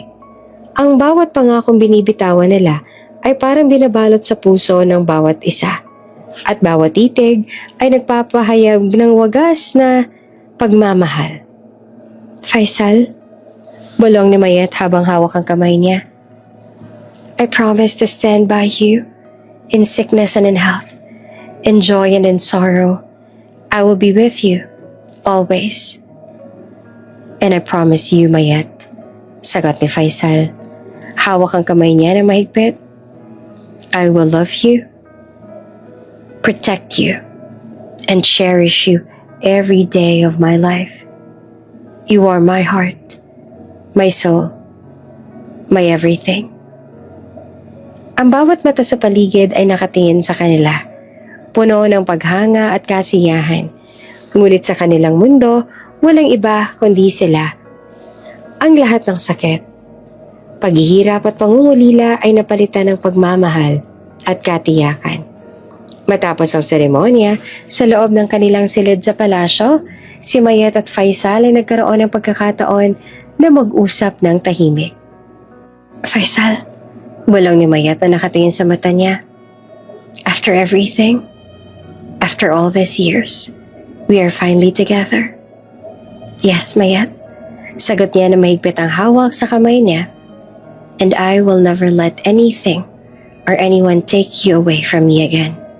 This is our life, our love, our happiness. Si Mayet ay ngumiti, luha sa mata ngunit puno ng saya. I love you, Faisal. Thank you for never giving up on me, for finding me again, for loving me. I love you too, Mayet. Sagot naman ni Faisal at halatang may damdaming hindi kayang ilarawan sa salita. And I will love you every single day of our lives. At sa sandaling iyon, sa loob ng palasyo na puno ng karangyaan ngunit masigit sa lahat ng pagmamahal, nagsimula ang bagong yugto ng buhay ni Mayet at Faisal. Ang lahat ng hirap at sakit na pinagdaanan ni Mayet ay napalitan ng kaligayahan at katiyakan. Ang prinsipe na minsang nawala sa alaala, ngayon ay nariyan, kasama niya. Handang magmahal at protektahan siya magpakailanman. Pagkalipas ng ilang buwan matapos ang kasal, unti-unting bumalik sa maayos sa takbo ang buhay ng pamilya ni Mayet sa Pilipinas. Ang dating maliit at sirasirang bahay ay napalitan ng isang bagong tahanan. Maayos at ligtas, sapat para sa lahat ng kapatid. Nagkaayos na sila ng kanyang mga kapatid, pati na rin ng kanyang ina. Nakapagpatawaran na at nangako magiging matatag bilang isang pamilya. Anak, hindi ako makapaniwala. Sambit ng ina ni Mayet habang tinitingnan ang bagong bahay nila. Parang panaginip ko ang lahat ng nangyayari sa atin. Inay, sagot ni Mayet. Ngumiti habang hawak-hawak ang kamay ng ina. Hindi ko to ginagawa ng mag-isa. Binigyan ako ng Diyos ng lakas at nagtulungan ho tayong lahat. Kaya ngayon maayos na tayo. Komportable at wala ng hirap. Ang mga kapatid ni Mayet ay masayang nakikibahagi rin. Ang mga panganay nagkaroon ng sariling trabaho at maliit na negosyo. Kahit simple, nakatutulong sila sa pamilya. Ang mas batang kapatid ay nakapag-aral muli. Ang bawat araw ay puno ng pag-asa at saya. Hindi lamang ang pamilya ang umayos, kundi pati na rin ang sarili ni Mayet. Matapos makalakad ang tuluyan at makabawi sa pangmatagalang sakit, si Mayet ay naging inspirasyon sa maraming kababaihan sa kanilang komunidad. Hindi dahil sa asawa niya na prinsipe, kundi dahil sa kabaitan, sipag at dedikasyon sa pagtulong sa kapwa. Mayet, sabi ng isang kapitbahay na dati nandilibak sa kanya, ang galing mo talaga. Hindi lang dahil sa asawa mo, kundi sa kung paano mo tinulungan ng iba. Ngumiti si Mayet na mapagkumbaba. Ginagawa ko lang nararapat. Lahat tayo may magagawa. May mga kailangang tulungan. May mga taong aalagaan. Kaya dapat ay laging mabuti ang ating puso. Dahil sa kanyang dedikasyon, nagkaroon siya ng sariling foundation na tumutulong sa mga kababaihan at mga batang nangangailangan. May mga programa silang pang-edukasyon, pangkalusugan at kabuhayan. Ang kanyang pangalan na naging simbolo ng kabutihan at inspirasyon. Faisal, I cannot believe this.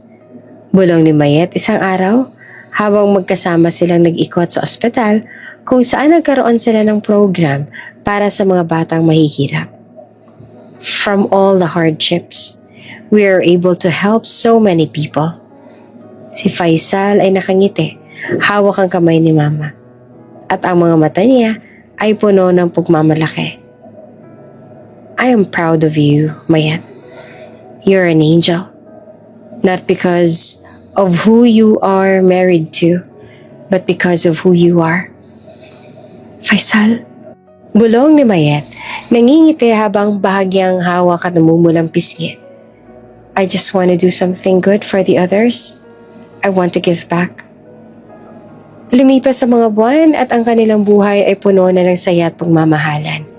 Ngunit may isang espesyal na araw na nakaantabay, ang kaarawan ni Faisal. Si Mayet ay abala sa paghahanda ng sorpresa para sa kanya. Alam niya kung gaanong kahalaga sa prinsipe ang mga simpleng bagay na may damdamin. Ngunit ang sorpresa niya ay hindi lamang simpleng regalo o handa. May malaking lihim siyang tinatago. Sa mismong umaga ng kaarawan ni Faisal, nang magising siya ay makita niyang maliit na kahon sa tabi ng kama. Nakasulat sa kahon, sa malumanay na sulat ni Mayet. For you, my love. Binuksan niya ang kahon at natagpuan ng isang maliit na pares ng baby shoes. Napakaliit at napakasimple. Napatingin siya kay Mayet. Halos hindi siya makapaniwala. Mayet, what's this? Tanong niya na nanginginig ang boses. Halatang naguguluhan at napapaiyak. Ngumiti si Mayet at bahagyang lumapit sa kanya. Hawak ang kamay niya. Faisal, I have something to tell you. Something special. Mayet, bulong ni Faisal na nag-aalala. What is it? Huminga ng malalim si Mayet at ang mga mata ay kumikislap sa saya. Faisal, I am pregnant. Tahimik ang silid sa sandaling iyon. Ang bawat salita ay tila bumabalot sa kanila, nagdudulot ng kakaibang init at ligaya sa puso nila. Pregnant. Ulit ni Faisal na halos hindi makapaniwala. Ang mga mata niya ay lumiliwanag at ang mga labi ay bahagyang nakangiti sa labis sa saya. We are going to have a child. Yes, sagot naman ni Mayet. May halong tuwa at pagkaalala. A child. Our child. Tumayo si Faisal. Dahan-dahan niya niyakap si Mayet. Hawak ang kanyang tiyan ng maingat. I cannot believe this. This is the happiest birthday I've ever had. Mayet, I love you so much and our child. Humalik siya sa noon ni Mayet. At sa bawat halik, naramdaman nila ang buong mundo ay napapalibutan ng kagalakan at pagmamahal. I love you too, Faisal. Bulong ni Mayet, nangingiti at umiiyak sa tuwa. I never imagined our life could be this beautiful after everything we went through. Everything we went through made us stronger. Sagot ni Faisal at mahigpit na niyakap si Mayet. And now, we will start this new chapter together. You, me, and our child. Paglipas ng ilang buwan, nagsimula na silang planuhin ang mga hakbang para sa bagong yugto ng buhay nila. Ang palasyo inihanda upang mas maging komportable para kay Mayet at may espesyal na silid para sa darating na sanggol. Ang mga doktor ay regular na tumutukoy kay Mayet upang masiguro ang kaligtasan ng sanggol at ang kaniyang kalusugan. Faisal, I'm a little nervous. Bulong ni Mayet habang nakaupo sa terrace ng palasyo. Hawak ang kamay niya. I hate never been doing this before. Do not worry, my love. Sagot ni Eliza na nakatingin sa kanya na puno ng pagmamahal. We will go through this together. Every step of the way, I will be here with you. I promise. Thank you, Faisal. Bulong ni Mayet. Nangingiti habang hawak ang kamay niya. And I'm so lucky to have you. Not lucky, blessed. Sagot ni Faisal na halatang seryoso. We are both blessed. Blessed to have each other. And now, blessed to have our child. Sa palibot ng kanilang buhay, ang mga araw ay punong-puno ng saya at pagmamahalan. Ang pamilya ni Mayet sa Pilipinas ay masaya rin. Nakikita nilang tagumpay at kasiyahan ng anak nila. Ang bawat sulok ng bahay ay puno ng tawanan at ngiti. At ang bawat araw ay may bagong pag-asa. Sa palasyo, si Mayet ay naging inspirasyon hindi lamang sa mga kababaihan kundi sa buong bansa. Ang kanyang foundation ay lumalawak at ang kanyang pangalan ay hindi lamang simbolo ng asawa ng prinsipe kundi simbolo ng kabutihan, sipag at pagmamahal sa kapwa. At sa araw ng kaarawan ni Faisal sa gitna ng sorpresa, luha at ngiti. Napagtanto nila pareho na ang buhay ay may sariling paraan upang magbalik ng lahat ng kabutihan sa mga taong matatag at tapat. Ang pagmamahalan nila ay hindi lamang bunga ng pagkakataon, kundi bunga ng pagsasakripisyo, pagtitiis at wagas sa damdamin. Happy anniversary, Faisal! Bulong ni Mayet, hawak ang kanyang kamay. And happy first birthday to our child too. Si Faisal ay ngumiti, hawak ang kamay ni Mayet ng mahigpit at sa loob ng puso niya. Naramdaman niya ang kabutihan ng kaligayahan. Thank you, my love. You make my life complete. I love you, Mayet, and I cannot wait to start this new chapter with you. Lumipas ang maraming taon mula nang muling magtagpo sina Faisal at Mayet. Ang dating malait na masalimuot na mundo ni Mayet ay napalitan ng isang tahanan na puno ng tawanan, pagmamahalan at ligaya. Ang palasyo sa Dubai ay naging tahanan hindi lamang para sa kanila, kundi para sa kanilang pamilya, mga kaibigan at sa lahat ng kanilang minamahal. Si Mayet at Faisal ay nagkaroon ng 3 anak. Bawat isa ay may sariling kulay at personalidad, ngunit lahat ay pinapakita ang pinagalong kabaitan at tapang ng kanilang ina at ang dignidad at pagmamahal ng kanilang ama. Isang umaga, sa ilalim ng maliit ngunit maaliwalas na araw, naglalakad si Mayet sa malawak na hardin ng palasyo. Kasama ang kanilang anak na 3 taong gulang, si Ayaan, at ang nag-iisang babae na anak na 5 taon, si Liana. Ang kanilang panganay na lalaki, si Zane, ay naglalaro sa dumuhan sa malayo, hawak ang bola, at tinatawanan ng bawat galaw niya.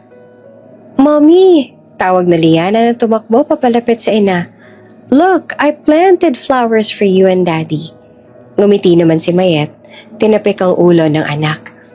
"These are beautiful, my love. Thank you for helping the garden grow." Si Faisal ay nakatayo sa veranda, nakatingin sa kanyang pamilya. Ang mga mata niya ay puno ng pagmamahal at pasasalamat. "Look at them, Mayet. They are growing fast." Bulong niya na tumatagal ang tingin sa kanyang asawa. "Yes," sagot ni Mayet. Hawak ang kamay ni Faisal. Inaangat ang daliri para maglakad patungo sa kanya. "And they are just like you. Kind, brave, and full of love." Si Faisal ay ngumiti. Hawak ang mukha ni Mayet. "And they're like you too. Full of heart and strength. Just like the mother who saved my life so many years ago." "Faisal," bulong ni Mayet na napangiti sa alaala ng nakaraan. "Do you remember that time when everything seemed impossible?" Ngumiti si Faisal at humarap sa kanya ng buong puso. "Yes, of course, I remember. But look at us now. Look at what we built together. Our family, our home, our life." Ang mga anak nila ay tumakbo sa paligid, nagtatawanan at naglalaro. Si Mayet ay nananatiling tahimik sandali. Pinagmasdan ang bawat galaw ng kanyang pamilya. Ang puso niya ay punong-puno ng pasasalamat. "Mommy, Daddy!" sigaw ni Zane habang tumatakbo papalapit sa kanila. "Can we go to the beach today? Can we swim?" Ngumiti naman si Faisal at hinawakan ang kamay ng bunso. "Of course, son. Let us make today special just like every day should be." "Yes!" Sabay na sigaw ni Liana at Ayan. Tumalon sa paligid. Si Mayet ay tumawa. Napangiti ng malakas. "You three are my greatest treasure." Bulong niya na yumakap sa kanilang lahat. Si Faisal naman ay yumakap din sa kanila. Masayang masaya. "And you are mine, Mayet. You saved me. You loved me. And now look at all that we have. We have a beautiful family and a life full of happiness." Sa palasyo, may espesyal na handa para sa kanila. Ang mga bulaklak ay sariwa. Ang liwanag ng araw ay pumapasok sa bawat sulok. At ang hangin ay nagdadala ng sariwang simoy. Ang mga alaga at mga staff ay masayang naglilibang kasama ang pamilya. Ang bawat sandali ay puno ng halakhak at saya. Si Mayet ay tumingin kay Faisal, bahagyang nauupo sa tabi ng kaniya. "Faisal, do you think we could ever have imagined this life when we first met?" Ngumiti si Faisal, tinapik ang kamay niya. "No, Mayet. I could never have imagined this. But it is better than I ever dreamed. You made my life complete." "Faisal," bulong ni Mayet na halatang may luha sa mata, ngunit hindi sa lungkot. "I love you. Thank you for never leaving me. For loving me despite everything." "I love you too, Mayet." Sagot ni Faisal na hinawakan ang mukha niya at tumingin sa mga mata ni Mayet. "And I will love you forever. Nothing in this world could ever change that." Ang araw ay unti-unting lumubog, pinapawi ang init ng tanghali at nagdadala ng mga pilak na liwanag sa hardin. Ang pamilya ay naglalakad sa gilid ng fountain, hawak-hawak ang isa't isa. Habang ang mga anak ay tumatawa at naglalaro sa paligid. Si Mayet ay tumigil sandali at tumingin sa malawak na disyerto sa likod ng palasyo. "You know," bulong niya sa asawa, I never thought my life would be like this. From the hardship we faced, to losing and finding each other, to now, having all of this. Ngumiti si Faisal, tinapik ang kamay niya. Yes, every challenge we faced made us stronger. Every tear, every pain brought us here. And now, we are not only surviving, we are truly living. Si Mayet ay tumango, napapangiti, at nilinga ang kanyang mga anak na masayang tumatalon sa damuhan. Our family is our greatest blessing, and our love, dagdag ni Faisal na dahan-dahan niyakap siya mula sa likod. It has grown, it has endured, and it will come to guide us through everything. Sa pagtatapos ng araw, habang ang araw ay halos lumulubog sa likod ng palasyo, ang pamilya ay nagtipon sa veranda. Ang hangin ay malamig at sariwa. Ang mga bulaklak ay kumikislap sa ilalim ng liwanag ng araw. At ang mga tawa ng mga bata ay punong-puno ng kasiyahan. Si Mayet ay nakaupo sa kandungan ni Faisal, hawak ang kanyang kamay. Faisal, I feel complete. Bulong niya. All of this, all of you, all of us. I feel complete too, Mayet. Sagot naman ni Faisal. Ngumitit hinawakan ang kanyang mukha. Because of you, I remember the true meaning of love, of family, of life. Sa tabi nila ang tatlong bata ay naglalaro ng masaya. Bawat isa ay may sariling ngiti at personalidad. Ngunit lahat ay puno ng pagmamahal at saya. Ang tanawin ay parang isang larawan ng perpektong pamilya. Puno ng warmth, ligaya, at pagmamahal na walang hanggan. Ang gabi ay dahan-dahang dumating. At sa ilalim ng maliwanag na buwan at bituin, si Mayet at Faisal ay naglakad sa hardin kasama ang kanilang mga anak. Hawak ang bawat kamay at pinagmamasa ng mundo na puno ng pag-asa at pagmamahal. Ang kanilang kwento mula sa hirap, sakit, pagkakalayo hanggang sa muling pagkikita at pag-ibig na wagas ay nagbunga ng isang buhay na puno ng kaligayahan at kasiyahan. Ang prinsipe at ang babaeng minsang nawala sa kanya, ngayon ay magkasama na at puno ng pagmamahalan, pamilya at isang buhay na mas makulay kesa sa kanilang inakala noon. Sa bawat tawa ng kanilang mga anak, sa bawat yakap at halik, at sa bawat titig na puno ng pagmamahal sa isa't isa, malinaw na ang kanilang buhay ay naging isang kwento ng tagumpay, wagas na pagmamahal at walang katapusang kaligayahan. At sa ilalim ng mga bituin, si Mayet at Faisal ay nagtanong sa isa't isa. Faisal, bulong ni Mayet na nakatingin sa kanyang asawa. Are we really this happy? Ngumiti naman si Faisal, hinawakan ng kanyang kamay. Yes, Mayet, this is happiness, and it will only grow stronger every day. We are together, forever. At sa gabing iyon, sa gitna ng tawa, pagmamahal at tiwanag ng kanilang tahanan, nagtatapos ang kanilang kabanata at nagsisimula ang walang katapusang kwento ng kanilang buhay, magkasama, puno ng pagmamahal at kaligayahan.